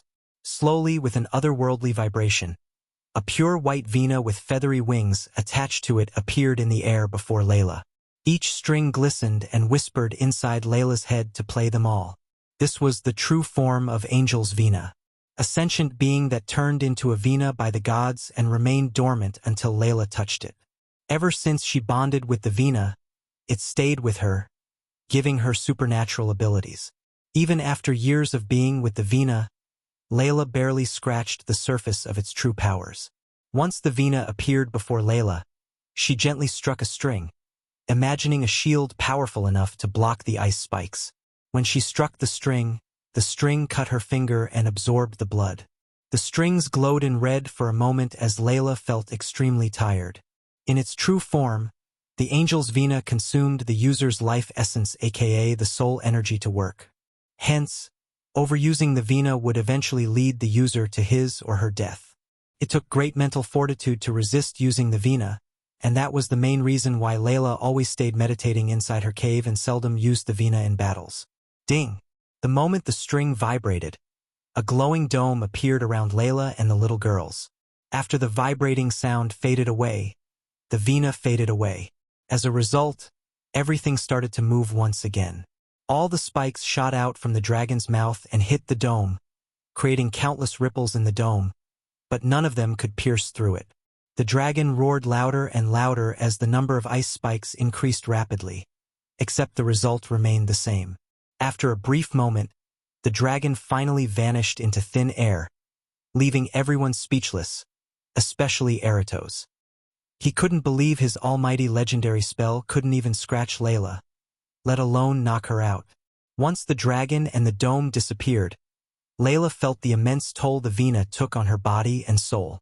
She could barely stand still. "Teacher!" Layla heard Johanna's voice as she turned around. "Megan?" Layla's heart skipped a beat, seeing Megan's robe slowly turning red around her chest. The little girl had a hole in her chest. Megan's body froze from head to toe before her eyes, and Layla couldn't do anything. Unfortunately, the dragon's spike penetrated Megan just a second before the dome appeared around them. Considering Megan was just at the body refining stage, the spike went through her chest, leaving the dragon's ice essence. It completely froze Megan from the inside out. "No, no, no." Layla shivered as she immediately took out a healing potion to heal Megan. Her eyes teared up as Layla tried to pour the potion into Megan's mouth. However, the little girl had already turned into an ice statue, and when the potion hit her mouth, Megan's body shattered into pieces. Everything around Layla froze. Layla's mind went completely blank as she stared at the icy shards slowly melting on the ground. As much as Nobert wanted the street urchin dead, he couldn't feel any joy. Instead, he realized they screwed up big time. Fear quickly clenched everyone's heart, and Eratos felt a chill running down his spine when he saw the vengeful eyes of Layla, which had no sentience but pure murderous lust. Without giving any time for Eratos to react, Layla summoned the angel's vina yet again. She knew using it twice in a day would put her cultivation speed several years behind, yet she couldn't care less. At that moment, she wanted Eratos dead more than anything in the world. This time, the vina appeared without passing everything around it. Hence, everyone could clearly see the mass destructive weapon. Layla struck the string, imagining Eratos dead. Just like before, her hands bled as she finally couldn't stand still anymore. After the vina absorbed the blood, a powerful sonic wave shot straight toward Eratos. His instincts kicked in, making him quickly raise his hands to defend himself. But the invisible sonic wave broke his right hand to pieces. Eratos roared in agony as Nobert saw the young's body shrivel with blood oozing out of his shoulder where his hand was a moment ago. The young man's stunning handsome face lost all its glow and shine and turned into something hideous. All his hair crumbled down from his head as his body shrunk to the point he looked like he hadn't eaten for a year. However, the sound of his screams still reverberated through the islands with full of vigor. Nobert trembled hearing the scream. "Kill me!" Eratos roared, wishing for a quick death. As much as he wanted the pain to stop and embrace sweet death, the shark head medallion on his chest prevented death from taking Eratos' life. In her fury, Layla didn't notice the glowing medallion. Hence, when she saw Eraps fall down from the sky, she thought he had lost his life. After Eratos dropped from the air, she turned her gaze at Nobert and his guards. "You and I are done." Layla's murderous gaze swept across Nobert. "Go away before I break my promise to my mother," Layla growled. Nobert didn't dare to stay any longer as he could tell the murderous intent in her eyes was no joke. Nobert left the island without turning back. While flying away from the island, he heaved a sigh of relief and smiled. Since he thought Layla killed him, he thought the bet he had with Eratos was no longer valid. Unfortunately, Nobert found out the hard way that Eratos was rescued by the Sea Folks, and Eratos' family retaliated on the Aldens, slaughtering the strongest warriors in their house. Layla had to step in and save the rest with the Empress' help. After reducing them, Layla sent Edith and her mother to Thusia, where Edith befriended Victoria Barnes. Although Layla saved Edith and her mother, Edith blamed Layla for what had happened to Nobert and the Aldens. On that day, when Megan died in her arms, Layla thought she had avenged her by killing Eratos. Layla never thought she would meet Eratos almost after 18 years in the Fire Realm. Chapter 879. Saving Layla Alden, current day. In a faraway land outside Hell City, Layla was on the ground, coughing up blood. Her sky-blue robes were stained with red sand and her own blood. She coughed up, mouth full of blood as her face looked pale. "You are coming with me dead or alive, bitch." Layla heard the thunderous roar of Eratos, whom Layla never thought would be alive. He hovered in the air with his eyes glowing in rage and vengeance. Layla barely recognized him when she first saw him. Almost 20 years ago, Eratos was a rising star who ruled the hearts of young maidens in Ar. He had striking golden hair, perfectly chiseled muscles, and square jaws. But after Layla used Angel's Vina, his appearance changed drastically. For instance, he had no wavy golden hair but a few strands. His body looked shriveled, as though he hadn't eaten for months. The eyes that glowed with vigor turned into eyes filled with vengeance. Out of all changes, the wooden hand drew the most attention. The Angel's Vina destroyed his hands when he killed Megan, Layla's disciple. Eratos got his hand replaced with a wooden hand, engraved with several runes. This wooden hand and his appearance were a constant reminder of what had happened to him. Usually, a healing potion and some powerful alchemy substances could heal almost any injuries. Unfortunately, none of them could turn Eratos back to the way he was before he went to the Rainbow Islands. All these years, Eratos was training and waiting to have his revenge. Thanks to the Sea Folks, he was able to beat Layla to the half-immortal stage. Gruazel orchestrated the events behind the scenes and brought Layla to the FRE realm. She had no idea Eratos was waiting for her in the Fire realm. Once Eratos saw her, he lost all his sanity and attacked her like a maniac. Since Layla was still at the fusion stage, she couldn't gain the upper hand against him. HJE overwhelmed Layla and almost beat her to a pulp. "Get up!" Eratos taunted her to get back to her feet. As much as Layla tried to fight back, she couldn't even move a muscle. Her shoulder and right leg were crooked, with bones sticking through her skin. In addition, her beautiful face was swollen to the point even the closest of Layla wouldn't recognize her easily. If Eratos wanted to kill her, he could have done it so easily. However, he was ordered not to kill her. Not that Eratos intended to end her life so quickly. Instead, he wanted to make her suffer and pay for everything she did to him. For 18 years, he had to wake up in the morning and see his disfigured body in the mirror. Not a single day passed without Eratos wishing that Layla had killed him that day. "No one would have suffered the way you are about to," Eratos said, gritting his teeth. Except for the canines, all his teeth were nowhere to be found in his mouth. Thus, he looked horrible when he laughed at Layla's state. Even a grown man would be scared to death by Eratos' appearance. Although the shark head medallion saved Eratos all those years ago, it actually made his life a living hell. Gruzel and his kind fanned Eratos' hatred ever since and turned him into a vile monster. Eratos were their secret weapon against their enemies. Whenever Gruzel wanted someone to be taken care of, Eratos would be his first choice. Everyone who died in Eratos' hands went through hell and wished for a quick death. He was brutal, inhumane, and insane. Even many in Gruzel's close circle were terrified of Eratos and advised Gruzel to put him down like a rabid dog. However, Gruzel saw a greater potential of a killing machine than anyone else. As Eratos was taunting Layla, thunderclouds rumbled in the distance. Soon, clusters of dark clouds appeared above them. In his rage mode, Eratos didn't mind the sudden change in his surroundings. As far as he was concerned, it was just a typical storm in the Fire realm. Considering Eratos spent his time secluded from the outer world in the Seafolk realm, he had no idea what was happening in the world. When Layla saw the sky getting darker and darker, she knew he was there. Eratos' evil grin froze once he noticed the strange smile on Layla's face. He couldn't think of a single reason for what could have made her smile unless she went insane. "I will wipe that pretty smile off your face, bitch," Eratos snickered. A silver chain riddled with nails materialized in Eratos' hand. He clenched the chain tight and swung it toward Layla. Layla's instincts screamed at her to raise her hands to defend herself. But her hands simply refused to move. Thus, she could only close his eyes.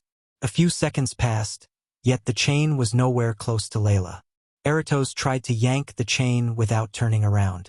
To his surprise, the chains didn't even move an inch, as it felt like the chain was frozen in the air. Finally, Eratos slowly turned around to see someone dressed in complete black holding the chain in his one hand. "Ghost?" Layla mumbled as she saw the Dark Lord hovering in the air facing Eratos. The last time she saw him, he was only a half-immortal. And a year later, he became an immortal on the verge of breaking through to the half-celestial stage. She would be lying if he said she wasn't glad to see him, especially given her situation. Facing Michael, Eratos tried to yank the chains out of his hands. But no matter how hard he tried, the chains didn't even move an inch. Eratos felt an overwhelming power radiating from the black-robed youngster, and when he focused, he was stunned to see his superior cultivation stage. The evil grin on Eratos' face completely vanished into thin air. In its stead, a shocked expression appeared on his face.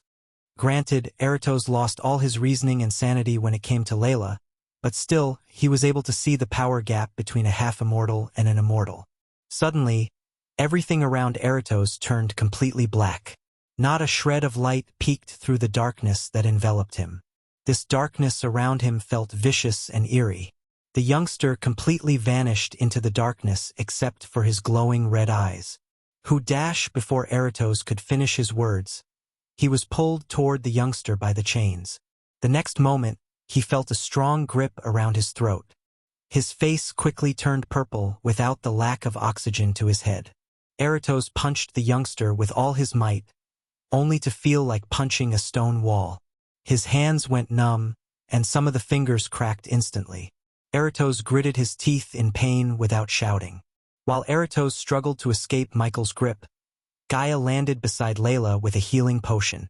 She quickly opened the vial and emptied the potion into Layla's mouth. The bruises and wounds on Layla's body rapidly disappeared as the rosiness returned to her skin. Layla's blurry vision slowly cleared up and showed Gaia's face. "Who the hell is that guy?" Gaia questioned Layla the moment she opened her eyes. With Gaia's help, Layla slowly got back to her feet. Instead of answering Gaia's question, she stared at the pitch-black darkness in the sky. She was unable to locate both Ghost and Eratos in the darkness. Inside the death range, Michael grabbed Eratos' wooden arm, twisted it to the point it cracked, and ripped it apart from his shoulder. "Not again!" Eratos roared. His painful scream echoed through the fire realm. Layla knew Eratos was a child in terms of cruelty compared to the Dark Lord. The latter obliterated an entire island of Ithilien and wiped off King Maxim's bloodline from the face of this world. The people of Ithilien still suffered the war's effects and wished things were different every single day. After Gaia heard the scream, she noticed a wooden arm stained with blood falling down from the sky. That bitch must die. Even when Eratos was on the verge of dying, his hatred toward Layla prevented him from begging for mercy. His words poured oil into Michael's flames of anger and made him crush Eratos' vocal cords. Michael then coiled the chains around Eratos' bleeding neck and squeezed the life out of him. As the light of life was fading away from Eratos' eyes, Michael unsheathed his dark sword and stabbed him in the gut. On the one hand, Michael squeezed Eratos' neck with the chains. On the other hand, he moved the dark sword upward, splitting Eratos' chest in half. Layla and Gaia stood on the ground, looking at the blood and entrails falling from the sky above them. They heard a sickening growl coming from the darkness, and judging by the amount of blood and organs falling down, they could imagine what was happening inside. "There goes my chance of questioning him. I hope you will have some answers for us," Gaia sighed. If choking and cutting Eratos was not enough, Michael fired the dark beams out of his eyes and burned 2 holes through Eratos' head. While brutally murdering Eratos, he noticed the glowing shark head medallion on Eratos' neck. Michael felt the medallion's energy trying to keep Eratos' soul from leaving his body. This medallion saved Eratos from the wrath of Angel's Vina and kept him alive all these years. But Michael's power was far stronger than the magic within the medallion. He just grabbed it and pulled it from his neck against the medallion's resistance. Once Michael removed the medallion, it trembled violently for a moment in his hands before losing all its glow. When the dark sword reached the base of Eratos' neck, Michael twisted the sword and cut his head clean off his shoulders. Eratos' headless body fell down, swaying in the stormy wind. The dark beams melted down Eratos' head until nothing but a crumbling skull was left in his hand. Gradually, the darkness in the sky slowly faded away, revealing Michael in the air. Then, Michael slowly descended to the ground and landed before Layla. He didn't say a word to Layla but looked her in the eyes, expecting an explanation. Chapter 880. New skill. The soul stare. What is he doing? Layla asked Gaia, hovering in the air where he killed Eratos an hour ago. After Michael ended Eratos' life, Layla told Michael and Gaia everything she knew about Eratos, from when she first met him and the last time he killed Megan. Finally, Michael learned why Layla lived in seclusion on her own island instead of with Edith. When Gaia asked why she was in the Fire Realm, Layla said she entered the Fire Realm to help a child born in Hell City named Megan. All those who knew Megan was dead except Narita and Johanna. Thus, when Layla heard a girl named Megan needed healing, she couldn't ignore the plea. Since Layla blamed herself for Megan's death, she immediately ventured into the Fire Realm, only to realize it was an ambush set up by Eratos. Gaia and Layla watched Michael's back as he hovered in the air without uttering a word. They thought Michael had calmed down after killing Eratos. In reality, he was preparing to slaughter all those people who sent Eratos after Layla. Like it or not, Layla was the mother of Harry, the spirit child. He may haven't agreed to be Harry's father, but Michael promised himself that he would protect the mother and son. Deep down, Michael had a bad feeling that Layla was just a distraction and the real target of this drama was Harry. Without Layla to protect Harry in the Rainbow Islands, he was defenseless. Michael didn't trust the Guardians were capable of protecting the spirit child if someone like Eratos decided to take him away. To confirm his suspicion, Michael ordered Azazel to go to the Rainbow Island and ensure the child was safe. Meanwhile, Michael prepared himself to face the bastard who dared to touch Layla. The moment Michael summoned the system, he settled his debt to the system, and even after paying the system, he had 300,000 badass points left. He willed the system to show his status as the long box containing everything related to him appeared in icy blue letters before his eyes. Host. Michael cultivation level. Immortal level 10 experience points. 8,000,000/8, 0,000,000, 9 million experience points yet to be consumed. Badass points. 300,000 skills and spells. Wind Blast. LVL 6 Ultimate Form Level 1 Eyes of Doom. LVL 5 Ultimate Form Level 1 Responsive Shield. LVL 8 Environment Scanning. LVL 8 Ignitia. LVL 8 Ultimate Form Level 1 Silenes. LVL 1 Meteor. LVL 1 Lightning Dash. LVL 6 Ultimate Form Level 1 Energy Devour. LVL 5 Soul Eater. LVL 5 Death Range. LVL 3 Eyes of Darkness. Normal. Can sense the cultivation level of others / Eyes of Darkness. Lucifer. Can sense the cultivation level of others. Can see through illusions / Cloud of Darkness. Lucifer. Weak-willed enemies will lose their courage completely and surrender. Death range will be 50% more powerful. And if activated in darkness, the host's cultivation level will be boosted 4 levels up regardless of the stage barrier. Wordless Spellcaster, Lucifer. In full Lucifer form, the host just has to think of the spell to cast it. Techniques: Swords of Destiny 98% Mastery Ring of Fire 96% Master Serpent Maga 98% Mastery Occupation. The Guardian of Sunrise Seclord Lucifer of the Abyssal the Dark Lord status. Healthy goals: Control the world, grow the Order of Death utility function. Banker, LVL 5, ratio 1000 gold coins, 40 badass points. Runic teleportation X-ray vision, also integrated with Eyes of Darkness. Wealth, 1 million gold special trait. 6-star alchemist, 5-star blacksmith, 5-star inventor subordinates. Gaia warrior, loyalty level 100%. Raylene, 5-star chef, loyalty level 99%. Arya, assassin, loyalty level 86%. Maxine, warrior, loyalty level 98%.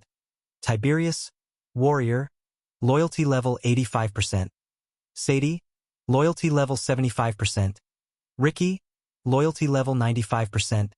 Titus, loyalty level 84%. Optimus, loyalty level 83%. The Silent Reaper crew pirates, loyalty level 92%. Base of operation. The Abyssal, the Crypt, the Dark Ocean familiars. Nightmare, Royal Dragon Vidora, 3-headed Hydra, elemental manipulation. Wind, 41% mastery. Fire, 42% mastery. Lightning, 51% mastery. Darkness, 46% mastery. A long brief moment later, Michael decided to open the legendary gift box he had received by killing the half-celestial shadow monster. When he willed the system to open the gift box, a golden box wrapped in red ribbons appeared before his eyes, trembled for a moment, and popped open, revealing a card shrouded in darkness.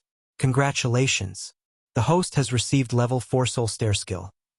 Please be aware that the Soul Stare skill you can buy from the system for 300,000 badass points is nowhere near powerful as the one you just received. Michael felt the familiar acute pain in his head that appeared every time he bought a new spell or learned a specialization. The pain lasted for a few seconds before fading away. Once the pain was gone, Michael focused on the new spell and unveiled its powers. At the current level, the host can cause and induce the same pain the victim has caused to others in his lifetime. The host has a 30% chance to bring down the victim's cultivation by 1 stage if the skill was used on the victim for more than 10 seconds. The higher the skill level is, the higher the chance of bringing down the victim's cultivation stage. The Soul Stare's ultimate form would enable the host to control the victim by looking into their eyes from afar. Like hypnotism? Michael asked the system. At its very core, yes.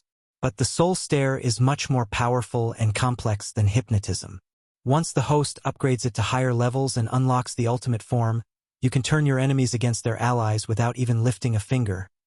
Just hearing the system describe the skill's power made Michael momentarily forget about Eratos and the hit on Layla and feel the excitement coursing through his veins. However, he knew a godly power like this would come up with a catch. When he thought about it, the system informed Michael about the limitations of the skill. The Soul Stare cannot mind control adversaries who possess powerful souls. The victim must have nothing to protect their eyes. For instance, if the victim was to wear glasses, the Soul Stare would not work. This can be overridden by completing certain tasks the system assigns the host. What kind of tasks? Asked Michael. That is for another time, host. The system did not reveal anything about the tasks to Michael. He remembered the system telling him he had to complete some special tasks to upgrade the spells and skills after a certain level. For now, he didn't have to worry about these tasks. Besides, Michael lacked the points to upgrade his skills and spells to that level. Now that Michael had earned another new skill, he exited the system. Then, he immediately contacted Azazel through the earpiece, hoping Azazel would tell him that the spirit child was fine with Narita and Johanna. "My lord," Azazel answered Michael's call. The moment Michael heard Azazel's voice filled with rage and shock, Michael's heart skipped a beat. "The spirit child is not here, my lord." "I am sorry," said Azazel. "Where are Narita and Johanna?" Michael asked Azazel. "Knocked out, my lord. Whoever took the child knocked them out before they could see his face," said Azazel. Michael had to take a few deep breaths to calm himself and never let the anger blind him. After being silent for a few moments, Michael asked Azazel about the Guardians. "What about the Guardians?" "The same, my lord. They were knocked out the same way as the disciples of Lady Layla." After hearing that whoever took Harry was knocked out instead of killed, Michael was able to heave a sigh of relief. "I don't see any signs of a struggle here, my lord. What would you want me to do, my lord?" Kill those guardians and inform Noah that his people failed their duty, Michael coldly ordered Azazel. It didn't even take a few seconds for Michael to come up with this brutal order. As far as Michael was concerned, they deserved to be killed. It was their duty to protect the spirit child, and they utterly failed in their duty. If Michael was there, their deaths would have been much more painful. As you wish, my lord. I will do everything I can to find the spirit child. Now I have to break this news to Layla. I will meet you later in the castle, Azazel.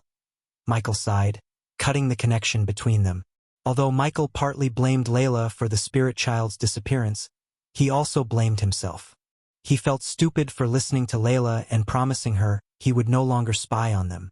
When Michael finally turned around, Gaia immediately saw something was wrong by looking at the grim look on his face. He slowly floated toward Layla and took a deep breath. Layla, someone has taken Harry. Those words hit Layla like a heavy hammer and made her mind go blank. She trembled from head to toe, unable to believe what she had just heard. Even Gaia was stunned by Michael, but she threw him an "I told you so" look. She nagged Michael to break his promise and continue to monitor the spirit child. However, Michael wanted them to have a normal life, completely cut off from him. Unfortunately, Michael learned his lesson the hard way. But Michael couldn't find a single person related to him who might want to take the spirit child. It felt like whoever took the child had nothing to do with him but with Layla. I have to go. Layla tried to fly away, only to get stopped by Michael. He grabbed her by the arm. There is nothing for you to do there. Harry is gone. Help me find whoever took him so I can bring him back safely. You've done enough, Ghost, Layla answered Michael with gritted teeth. Don't put the blame on him, Layla. He wasn't the one who made him get rid of all the safety measures in the first place. Gaia immediately came to Michael's defense as tears rolled out of Layla's eyes. She tried wriggling her hands out of Michael's grab, but he was too strong. I don't think my enemies took him away, Layla. Whoever took him is related to you, said Michael. Finally, Layla stopped resisting Michael in complete shock. It's not a coincidence that you were attacked, and Harry disappeared at the same time. Someone planned this. I am bringing him back with or without your help. And this time, I am doing this my way. Thunder rumbled in the distance while clusters of dark clouds appeared above them as a warning to whoever dared to kidnap Harry. They just made the last mistake of their life and ended up at the top of Michael's kill list. Chapter 881. Backup has arrived. I can't think of anyone who might want to hurt Harry. No one even knows he exists except for you two and Noah, Layla mumbled. And Edith, said Michael. The last time Michael saw Edith was at Ithelin before he slaughtered Victoria and her family. After that, Eddie practically disappeared from Michael's radar. He always thought she was with Noah or Layla. But judging by the bewildered look on Eddie's face, it was apparent Layla had no idea about Edith's location. Where is she? Asked Gaia. I don't know. Why are we even talking about Edith? It must be someone who sent Eratos after me. We should have questioned him. Layla panicked. Her usually calm and cold demeanor completely disappeared when her child was in danger. At that moment, Layla was not the wielder of Angel's Vina, but a mother who lost her child. Well, I am good at interrogating. But even I cannot make the dead speak, Gaia sighed. This might help us figure out who sent him. Michael opened his arm and showed them the shark head medallion. It contains a powerful rune that saved him from your Vina all those years ago. If we could find its origin, we have a chance to locate Harry. What if they did something to him? Layla trembled as Michael slowly shook his head. Whoever took Harry is not a killer. Otherwise, they would have killed your useless disciples and the guardians instead of knocking them out, said Michael.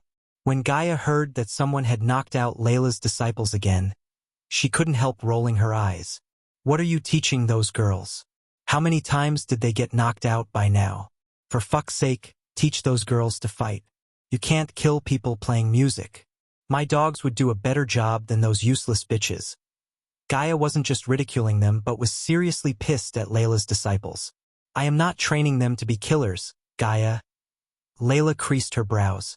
Gaia was about to reply to Layla with a snarky comment when Michael raised his hand, ending their conversation.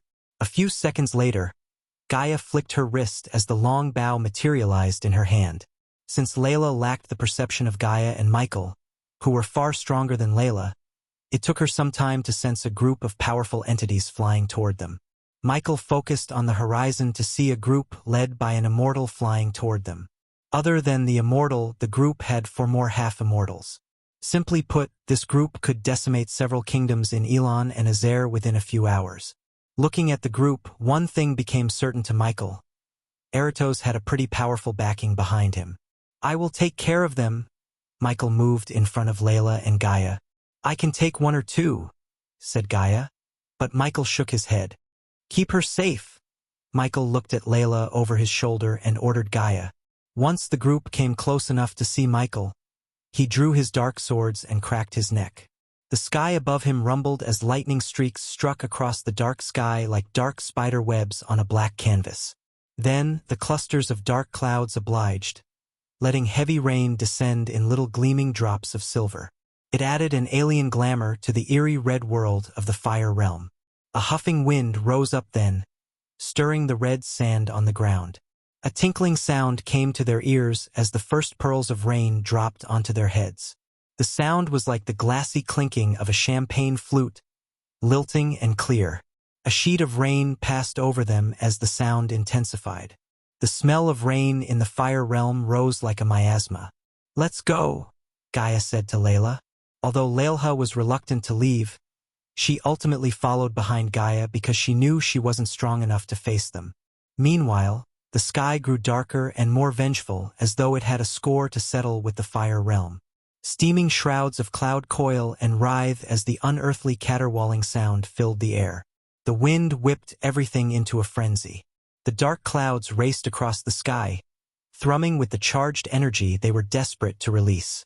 Then there was an explosion like a sonic boom that shook the entire realm. Doom-black clouds, filled with malice, churned and roiled to the rhythm of the wind. Branched lightning lit up the dark sky, following the rumbling thunder. Buzzing and hissing, several lightning bolts struck across the fire realm, turning some poor trees into charcoal within a second. Under the raging storm, Michael hovered in the sky alone, waiting to welcome the group of immortals. Finally, the man who led the group, an elf, halted in the sky and signaled his lackeys to wait for his orders wordlessly. The elf scanned Michael from top to bottom until he realized who they were against. To Michael's surprise, the others behind the elf had no signs of fear or shock in their eyes. They seemed like humans, but something about them irked Michael in the wrong way. "Are you looking for Eratos?" Michael asked the group. His voice became demonic as the cloud of darkness slowly shrouded Michael. Michael controlled the death range around him. The group wasn't enveloped by complete darkness. Instead, they had just enough light to see Michael's figure barely. The elf was at Immortal Stage Level 5. Still, the elf had no fear in his eyes. Even after seeing the darkness surrounding him and hearing the terrifying voice of the Dark Lord, the elf remained calm. "I am afraid he is no longer here," said Michael after the elf and his group remained silent. "This does not concern you, Dark Lord. You are meddling in things you cannot possibly fathom." The elf snarled. "Let us take the human with us, and we can forgive you for killing Eratos," said the elf, only to see Michael burst into laughter. "Forgive me? Ha ha ha ha." Michael's laughter echoed through the dark skies. After Michael's laughter faded away, his eyes turned completely black and lit up with dark flames. "Riddle me this. Where do you intend to take her?" Michael asked the elf. "It doesn't concern you, Dark Lord. Why don't you go play villain where you came from and let the grown-ups deal with this?" The elf snickered. Despite facing the Dark Lord, he looked just as arrogant as facing a typical cultivator. In Michael's eyes, the elf seemed really stupid. But again, he had a feeling the reason for the elf's haughtiness might be some legendary spells in his arsenal. The poor elf had no idea Michael could raise his power to half-celestial stage in a blink of an eye. "I don't enjoy killing, but it would be hard not to when I am killing you," Michael calmly said. "You narrow-minded fool. You only think about killing, not the consequences. Consequences of killing immortals. Kill me and 5 others will take my place. We are legion, and no one can stop us." The elf growled at Michael. "Watch me," said Michael as the crimson-red lightning bolts dancing around the dark swords intensified. They crackled violently as though they were desperate to take the elf and his group's life.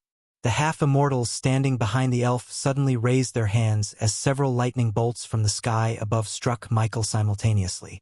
Even from far away, Gaia and Layla could feel the electricity in the air and their hair standing up. Without giving Michael a time to retaliate, they bombarded him with lightning bolts. While the half-immortals were striking him with lightning bolts, the elf clapped, sending a powerful sonic wave in Michael's direction. The sonic wave pushed away the darkness around Michael for a moment, revealing him being struck down by the bolts of lightning. To Gaia's surprise, the ground beneath her cracked open after the elf clapped his hands together. Soon, more cracks branched out from the big crack and formed a web of cracks in the ground. She and Layla had to fly away and look for stable ground. Luckily for Hell City residents, the battle between them happened far away. Otherwise, several buildings would have collapsed and taken many lives. When the elf thought about casting another spell, everything around him turned pitch black. He couldn't even see his own hands before his eyes. Once the darkness blinded them completely, the elf felt a chill running down his spine. His instincts screamed at him to move away, and so he did. The moment he dashed to the right, he felt a strong breeze of wind across his face. He was unable to see what was happening around him, except he heard one of his lackeys groan in pain for a quick second. The elf immediately cast a spell to summon a bright sword that lit up inside the darkness and revealed a headless body hovering in the air beside him. Blood streamed out of his neck, adding red to the rain. As the elf was staring at the headless body, a strong wave of wind flew past him, snuffing out the light. "Hide as much as you want, coward." The elf started to growl. "I am going to show you the true meaning of power," said the elf. Then, the elf flew out of the darkness and prepared to cast a powerful spell. He closed his eyes for a moment as a golden shield around him appeared to protect him while he cast the spell. From the ground, Gaia sensed the sudden surge in energy around her. In a blink of an eye, an ethereal cage appeared right above the dome of darkness. Thick chains glistening in the light grew out of the cage and shot straight into the darkness. "Got you?" The elf snickered as the darkness enveloping his lackeys faded away, revealing the Dark Lord and two other headless bodies. The golden chains coiled around Michael like sentient beings. They squeezed him, restricting his movements. The elf couldn't care less about the death of three of his lackeys. He forgot about everything when he saw the chains coiling around the Dark Lord. Layla's heart skipped a beat as she tried to ascend into the air. But Gaia simply stopped her and shook her head. "Let the elf be happy for a moment," Gaia smirked. Chapter 882. What should I do? The elf raised his hands, clenching his fist as the chains coiling around Michael tightened.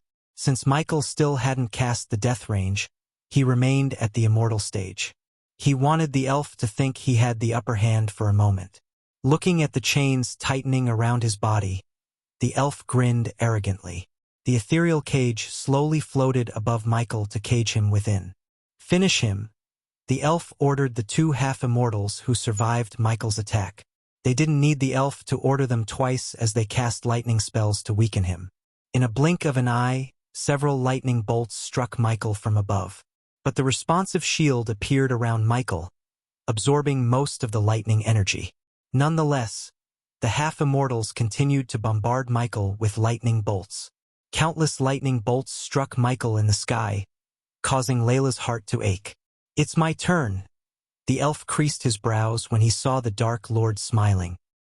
He remained unharmed except for a single drop of blood trickling from his lips. Hearing the Dark Lord's words, the elf willed the cage to drop on him, caging him within. However, the moment the golden cage trembled, the Dark Lord grabbed the chains and started to twist them with his hands. The chains let out a shrieking noise as the elf noticed cracks appearing in the chain. Suddenly, everything around them turned pitch black as before. The golden cage glimmered in the darkness for a few moments before getting shrouded by the darkness. Stuck inside the darkness, the elf and his lackeys tried to escape the domain of the death range. When they finally managed to fly through the darkness, they heard a thundering shatter in the air. They turned around and looked at the darkness slowly fading away. Once the darkness completely disappeared, they witnessed countless specks of light spots around the Dark Lord. The cage and chains the elf used to trap Michael were nowhere to be seen. Instead, they saw the Dark Lord devilishly smiling at them. "Playtime is over." Michael's demonic voice swept through the area. After they heard his words, the cloud of darkness around him darkened. To their complete shock, the power level increased with the darkness until the elf sensed the power radiation of a half-celestial. The elf couldn't believe it. If the Dark Lord was an immortal, he still had some spells that could take him down. But no spell in his arsenal had the power to take down a half-celestial. Only then did the elf realize that he pretended to be weak to make them cast all their spells and exhaust their energies. Now that the half-immortals spend almost half of their energy casting lightning spells, and he spent a chunk of his energy casting a legendary spell, the Dark Lord gained the upper hand in the battle. Without giving them any time to retaliate, the Dark Lord fired dark beams out of his eyes and burned 2 holes through one of the half-immortals' chest. Blood splattered out from his chest as he groaned in pain.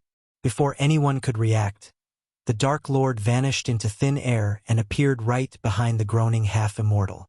Pulch! The elf felt a splash of hot blood on his face. He turned around to see the head of his minion flying in the air. While the head was still in the air, a ring of dark flames shot out of the Dark Lord, burning everyone within. The elf's silver robes were on fire in a blink of an eye. He felt the scorching heat burning through his porcelain skin. Fighting the pain, he managed to fly through the ring of fire and escape its range. However, the same couldn't be said for his lackeys. When he turned around, he only saw headless bodies burning to ashes before falling down from the sky. With all his lackeys dead, he was the last man standing against the Dark Lord. Despite facing an overwhelmingly powerful opponent, the elf managed to react in time and cast a spell. In a blink of an eye, crescent-shaped fire blades appeared out of nowhere and shot toward Michael. They flew in all directions to cut the enemy into pieces and burn the pieces to ashes. Facing the countless fire blades, Michael simply raised his hand, casting his own wind blades. The wind blades sniffed out the fire in the fire blades, voiding its effects. Some wind blades flew through the fire blades and hit the elf. The lucky bastard managed to cast a quick defense spell that formed a sparkling chakra in front of him and absorbed most of the wind blade's power. Suppose he hadn't cast the defense spell, the wind blades would have cut him in several places. Truth be told, Michael held back when casting the wind blades. His aim was not to kill the elf but to take him alive. The elf might have some answers about Harry's location. Even if the elf didn't know the exact location, if he could tell him where they intended to take Layla, he would be able to track down the one who ordered Harry's kidnapping. Boom! After surviving the wind blades, the elf clapped his hands together. This time, he created several sonic waves to disorient Michael and attack him with another spell. The sonic waves overshadow the thunderclaps and split the ground beneath them. Fortunately, Layla and Gaia were standing on barren lands without any buildings or living beings. Countless cracks spread through the land like spider webs as they flew away from the ground before falling into the holes. In the air, Michael heard his ears ringing due to the sonic waves. In case his power level didn't reach the half-celestial stage, his eardrums would have exploded. He was certain of it. The sonic waves disturbed the cloud of darkness, revealing Michael's body to the elf. For a moment, Michael's power level dropped from half-celestial stage level 4 to level 3. When the elf sensed the drop in his power radiation, he dashed at the Dark Lord to take advantage of the situation. On the midway, a trident made of emerald stone materialized in the elf's hands. He clenched the trident tight and stabbed Michael. But when the trident was a few inches away from his chest, the Dark Lord's figure disappeared from his sight. The elf felt a chill as his instincts screamed at him to turn around. As he was about to turn around, he felt a sharp pain in his back. He looked down to see a sword sticking through his gut. Blood trickles down from the tip of the black sword. He tried to move, yet his body refused. "Grrrgh!" The elf growled as he tried to push the sword back, only to feel a sharp sting in his neck. He slowly turned to the side and saw the Dark Lord injecting something into his neck. Layla witnessed the battle with awe and shock. This was the first time she had seen two immortals go head-to-head, and the effects of the battle were devastating to the land around them. When she looked around, the barren land had countless cracks, craters, and bodies. If they battled above a city or a town, it would have turned into a ruin by the end of their battle. Once the injection of paralyzing poison was empty, Michael drew the needle out of the elf's neck. "What did you do?" The elf could barely move his lips and question the Dark Lord. Michael grabbed the elf by his neck, descended from the sky, and landed beside Gaia and Layla. "It is not safe for you here," Michael told Layla. "I am not moving without any information about Harry." Layla shook her head. "And we will get it when we interrogate the elf." "We cannot do that here." Michael's voice turned grave. Layla clenched her fist, thinking about leaving the Fire Realm. Eventually, she agreed to leave the place and follow Michael. After Layla nodded, Michael willed the system to teleport them all to the castle, where they had everything to break down the elf. Layla closed her eyes when she felt the space around her distort, and by the time she opened her eyes, she was standing in a brightly lit hall with a large round stone table in the center. Seeing Gaia walking away with the elf, Layla tried to follow her behind. "You don't want to see it. Trust me." Michael stopped Layla. "Give me 10 minutes with him, and I will be back with a lead on your son," Gaia reassured Layla before leaving the hall. Layla seemed reluctant but ultimately decided not to follow her behind. After Gaia left the room, she was alone with Ghost in the room. As one would expect, Layla's eyes were filled with concern and fear for her son's life. Poor Layla felt so helpless and weak to do anything. Her inner emotions slowly turned into anger. Michael noticed her eyes blazing with fury as he sat on his throne. Unlike Layla, Michael remained calm and didn't direct his anger toward her because he knew there was nothing Layla could have done. "Why does this keep happening to him?" "He is only a little child," Layla stuttered. "He is going to be harm's way no matter how far we live from you. A son has to pay for his father's sins," Layla said, gritting her teeth. "So you are blaming me?" asked Michael. "We both know Harry will always end up in the middle of your war against the entire world. Tell me, what should I do?" Michael calmly asked Layla. "Should I drop everything and surrender myself to the Guardians? Or should I leave everything behind and live in the cold mountains? What should I do?" Michael slowly spoke these words. "I don't want to blame you, but it was you who prematurely absorbed the first energy.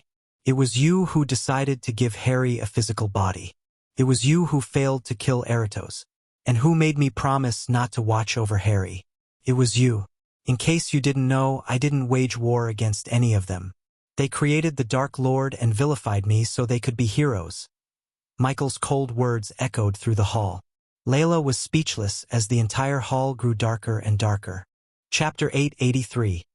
A clue about Harry's whereabouts. After bombarding Layla with questions, Michael just left the hall, leaving her alone. He simply didn't want to argue with a mother who was in pain of losing her child. He was on his way to the interrogation room when Azazel appeared before him. "My lord, the items you asked the twins to acquire are here." Michael finally heard some good news as Azazel continued. "I ordered the men to put everything in Alchemy Hall, my lord," said Azazel. As much as Michael liked to have separate halls for everything, the construction works had been halted due to a lack of funds until he received 200 million gold coins from King Porter Forbes as a price for lifting Chanel's curse. Luckily for Michael, the dwarves finished the Alchemy Hall. Thanks to the 200 million gold coins, Michael was able to buy everything he needed to get his new brew business up and running, as well as the construction materials needed for the Dark Castle. Once Michael paid the twins 50 million to buy everything he needed, he thought the rest could get the construction materials to continue the work for at least a month. However, the dwarves informed Gaia that the materials they bought could only last for a week. The Dark Castle had turned into a money pit, especially after Michael bought some blueprints from the system and ordered them to be built accordingly. Michael didn't even want to imagine how much the weapons, turrets, and special defense arrays from the system would cost him in gold coins. "We shall go take a look." Michael changed his path and headed to Alchemy Hall, located next to Elidar's hall, where they had the teleportation portal. The smell of fresh paint and luminescent orbs filled the air as Michael reached his newly built alchemy hall. Due to his recent activities, he had no time to stroll through the castle and enjoy the sight of his new home. Michael placed his hand on the black door as an emerald-green chakra appeared between his hand and the door. The chakra glowed for a second before the door clicked open. As he entered the hall, a gigantic cauldron that occupied almost half the hall welcomed him. The towing cauldron stood at least 15 feet high and 20 feet wide or more. Surprisingly, Eladir was waiting for him in the hall. "There you are." Eladir walked toward him with creased brows. "I remember you told me you are going to grow everything you need in this hall. Explain it to me how you plan to knight Verdana with a giant burning cauldron beside it?" asked Eladir. "Then do you remember that I told you this before my plan to start the new brew business?" Michael asked Eladir while walking toward his cauldron. "But you are right. I cannot grow a plant with ing properties in a high-temperature hall. No one below the soul refining stage would survive in the hall after we put a fire under the cauldron." Michael agreed with Eladir that he wouldn't be able to grow everything he needed in this hall as he had planned before. Unfortunately, the circumstances forced Michael to change his plans. "That's why I thought of something else. Something I need your help with." Michael had been planning this for quite some time. To be exact, ever since he stepped into the abyssal in the dark forest. Until now, he didn't have any need to resort to his new plan. His words made Eladir curious. The elf loved challenges, and every task he received from the Dark Lord was nothing but a challenge. "I want a pocket dimension connected to this alchemy hall," said Michael. The system required 2 million badass points to locate a hidden pocket dimension. According to the system, it could teleport the pocket dimension to the Dark Ocean. However, it required another 3 million badass points to anchor the dimension to the alchemy hall. That was where Elodie came into the picture. Since he was a 6-star runemaster, Michael could order him to perform the task instead of spending 3 million badass points. "I assume you have the location of a pocket dimension?" asked Eladir. At first, the Dark Lord's requests and tasks surprised him. But at this point, he grew accustomed to the Dark Lord and everything he did. Hence, when Michael asked Eldari to connect a pocket dimension to the hall, he wasn't surprised as he once would have been. "I can bring the dimension here soon. Until then, we cannot grow any plants in this hall. The brewing must be prioritized," said Michael. While Eladir was processing Michael's request, he studied the intriguing runes and etchings in the cauldron. Whoever forged the cauldron engraved it with various runes and chakras to withstand intense heat. He doubted the cauldron could survive the dark flame's heat, but it would certainly survive the lava in Mount Hades. Luckily, Michael didn't have to bring in the lava to heat the cauldron. Instead, typical flames from burning firewood were enough to refine his new brew. There is no time like presence. After Michael circled around the cauldron, he turned his gaze toward Azazel. "Bring me all the firewood we have. I will start the brewing before I leave," said Michael. "Forgive me for questioning you, my lord, but where do you plan to go?" "We still have no clue about the spirit child," said Azazel. "I have a feeling we will have soon." Not even a minute had passed when Gaia entered the hall with blood all over her face. Blood trickled down all over the floor from her robes as she made her way toward Michael. "I have good news and bad news. Which one do you want first?" asked Gaia. "Start with the bad news," said Michael. The elf didn't know anything except he received a task to kill Eratos and bring Layla to an empty place in the Fire Realm. You know what it means. He and HEW minions were sent to clear out all the loose ends. "Whoever sent him wants to be in the shadows pretty bad," said Gaia. Deep down, Michael expected the elf to be clueless. He was all bark, not bite. As for why he acted pretty tough, because he was from Nelthaner, said Gaia. "Figures. So how is he doing now?" "His heart gave up when I pulled his last tooth out," Gaia simply shrugged. Michael sighed, thinking about his lost experience points because the elf died within the void line. But he had bigger things to worry about than experience points. "Azazel, go have an eye on Layla." "As you wish, my lord." Azazel walked out of the room, leaving Michael with Gaia and Eladir. "What's the good news then?" asked Eladir. "I found where this comes from." Gaia opened her palms and showed the shark head medallion Michael took from Eratos. It was drenched in blood, but Elodie could vaguely see the tiny complex web of runes engraved on it. These runes were so small that they required the special eyesight of a runemaster to see them. When I saw this shark, I contacted Mutrad and asked him if he could recognize it, considering he came from the stinking sea, and he recognized it. Michael finished her words before she could brag about her instincts. Yes. Gaia gently punched him in the shoulder for ruining her moment and nodded. Now let me be clear, Mutrad didn't know exactly where Eratos got this medallion. But he was certain the medallion belonged to the sea folks. He outright admitted it came from his world. Michael tilted his head as Gaia rolled her eyes. I may have threatened to burn down everyone he loves and give him a one-way ticket to hell. Gaia admitted of threatening Mutrad. Mutrad would have never admitted that the shark medallion hailed from his world. He was one of the few who witnessed the horror that transpired during the last days of the Ithilien War. No one could blame Mutrad for fearing and trying to stop the Dark Lord from doing the same to his world. Mutrad had quit trying to take down the Dark Lord a long time ago. Now, all he wanted was to keep his sea realm safe from the Dark Lord. That was the only reason he agreed to be the Dark Lord's spy in the first place. The Mutrad before Ithilien would certainly die of shame of the current Mutrad. Let me go talk to them. Suddenly, Gaia and Michael heard the skirmish outside the door. My lady, you cannot dash, he heard Azazel's voice followed by Layla. Ghost? Let her in, Michael said to Azazel as the door clicked open, revealing Layla and Azazel. My lord, she is not listening to me, Azazel complained. Ignoring the demon butler, Layla rushed toward them. What did he tell you? Layla asked Gaia, completely overlooking the giant cauldron, the blood-drenched robes of Gaia, and the half-elf standing next to them. We know where they might have taken Harry. Instead of Gaia, Michael answered Layla. Where? Layla almost shouted. The realm of sea folks, Michael said. His eyes glistened with cold, killing intent. What? Layla was shocked. No matter how hard she thought, she couldn't find a single person who might have taken Harry to the sea folks. I have on good authority that the shark medallion Eratos wore was forged in the sea realm, Michael said while Layla was speechless. It can't be. Why would anyone want to take Harry to them? Who would take him there? The sea realm is not a place anyone can get in and out as they please.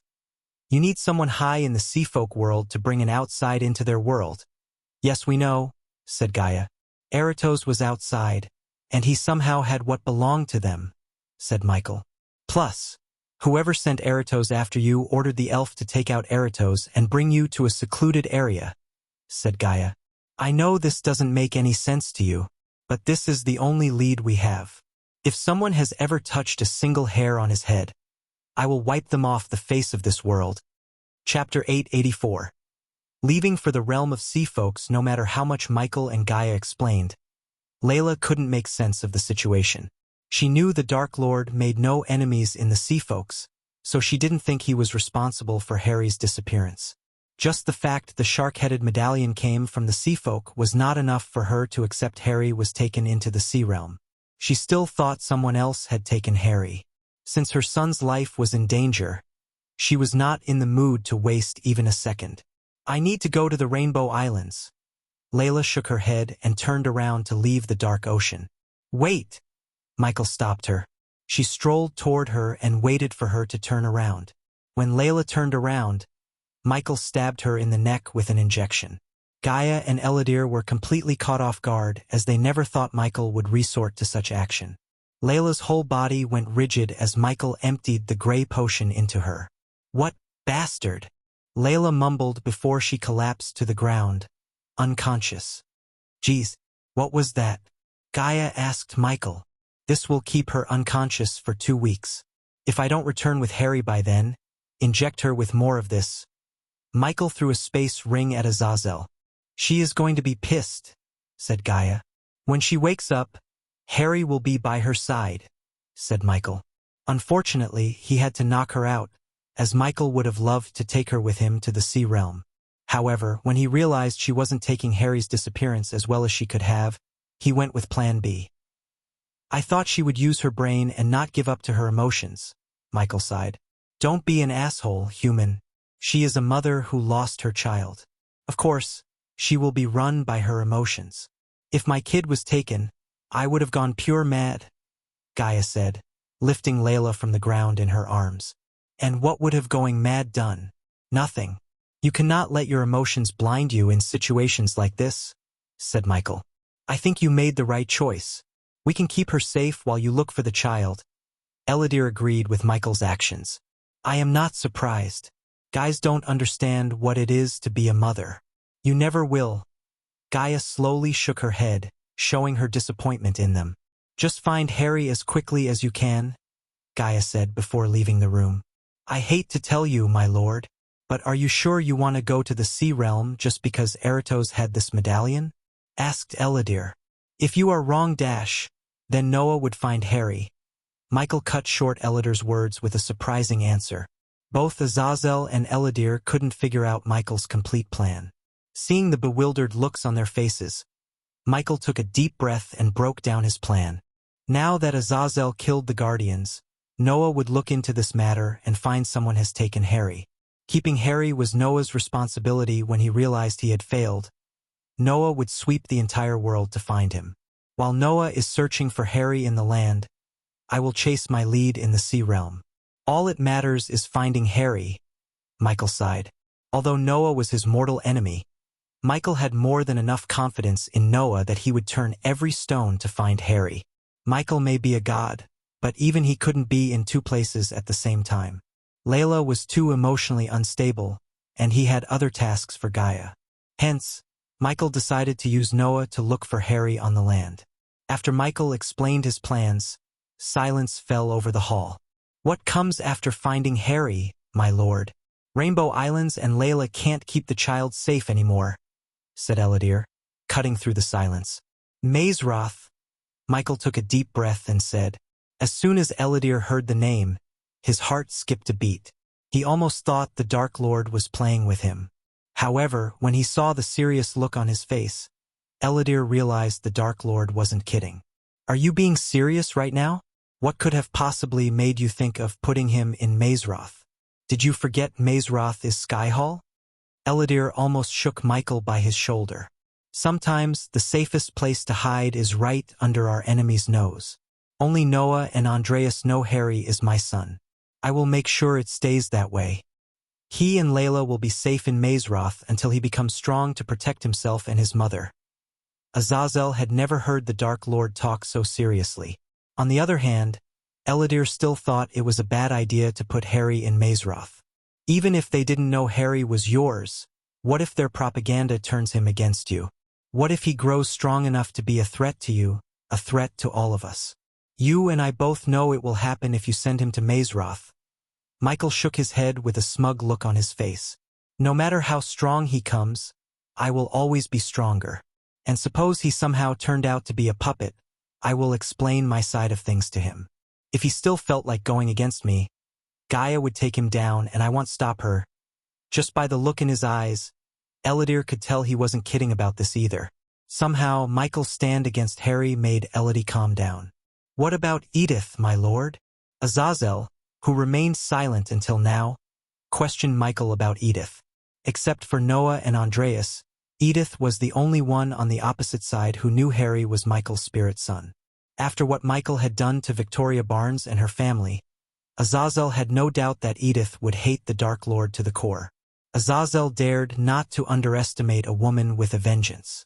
As far as Azazel was concerned, Edith was a threat that had to be dealt with. Unfortunately, ever since the Dark Lord nuked Ithelin, Edith had gone missing. Yeah, she knows Harry is your son. If she told anyone about that in Mazeroth just to get back at you, Harry and Layla would be crucified by the Skyhall. At that time, you would be the one who sent them to their deaths. She wouldn't do that, Michael snickered. She is morally righteous, just like Noah. She won't throw her nephew in the fire to hurt me. No, she will do something else, something much more dramatic. Whatever it is, I can handle myself. I just hope for her sake she stays away from me.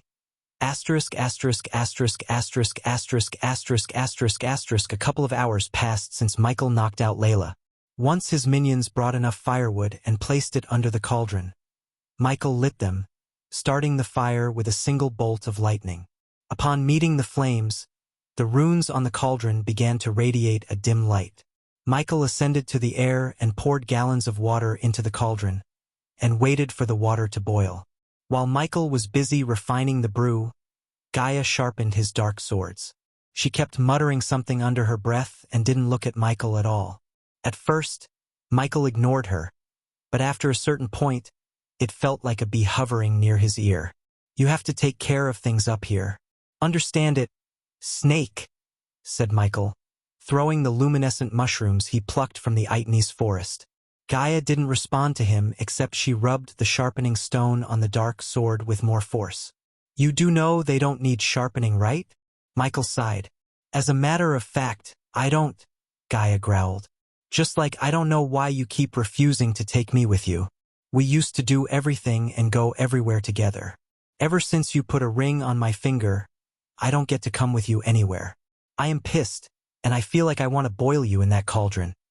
Hearing Gaia, Michael didn't know whether to laugh or feel annoyed by her. "I know, but I need you to get this business up and running here. You are the best gal for the job. Now be a sweetheart and understand it." Michael poured all the ingredients into the boiling water as the water slowly changed from purple to emerald green to a sparkling golden color. Michael then took out a healing potion infused with nanites, aka the blood tonic, and poured it into the brew. When Michael first created the blood tonic, it was a muddy brown potion that had an unstable state. Over the past several months, Michael managed to infuse the blood tonic with healing potions. The only downside of mixing blood tonic with healing potions was that purity took a 5% hit. In other words, the pure healing potions had 98% purity, while blood tonic infused potions had 93% purity. This blood tonic infused potion gave a massive advantage to Michael over his enemies. For instance, he managed to poison Ethan in front of Noah and Rowena. If Michael wished, he could make Ethan burst into a bloody mess with a single snap of his fingers. Michael left the cauldron and flew back to Gaia. Seeing Michael land beside her, Gaia turned away from him. However, Michael just hugged her from behind and rested his hands on her shoulder. "Don't even try to calm me down," she growled, but didn't try to squirm out of his embrace. "After I return from the Sea Realm, I will take you on a long vacation. Wherever you choose, no questions asked. I will drop everything and spend as much time as you want." Gaia shook her head. "There is only one thing you can promise that will make me less pissed off," said Gaia. "What is it?" asked Michael. "Promise me you will marry me once you return."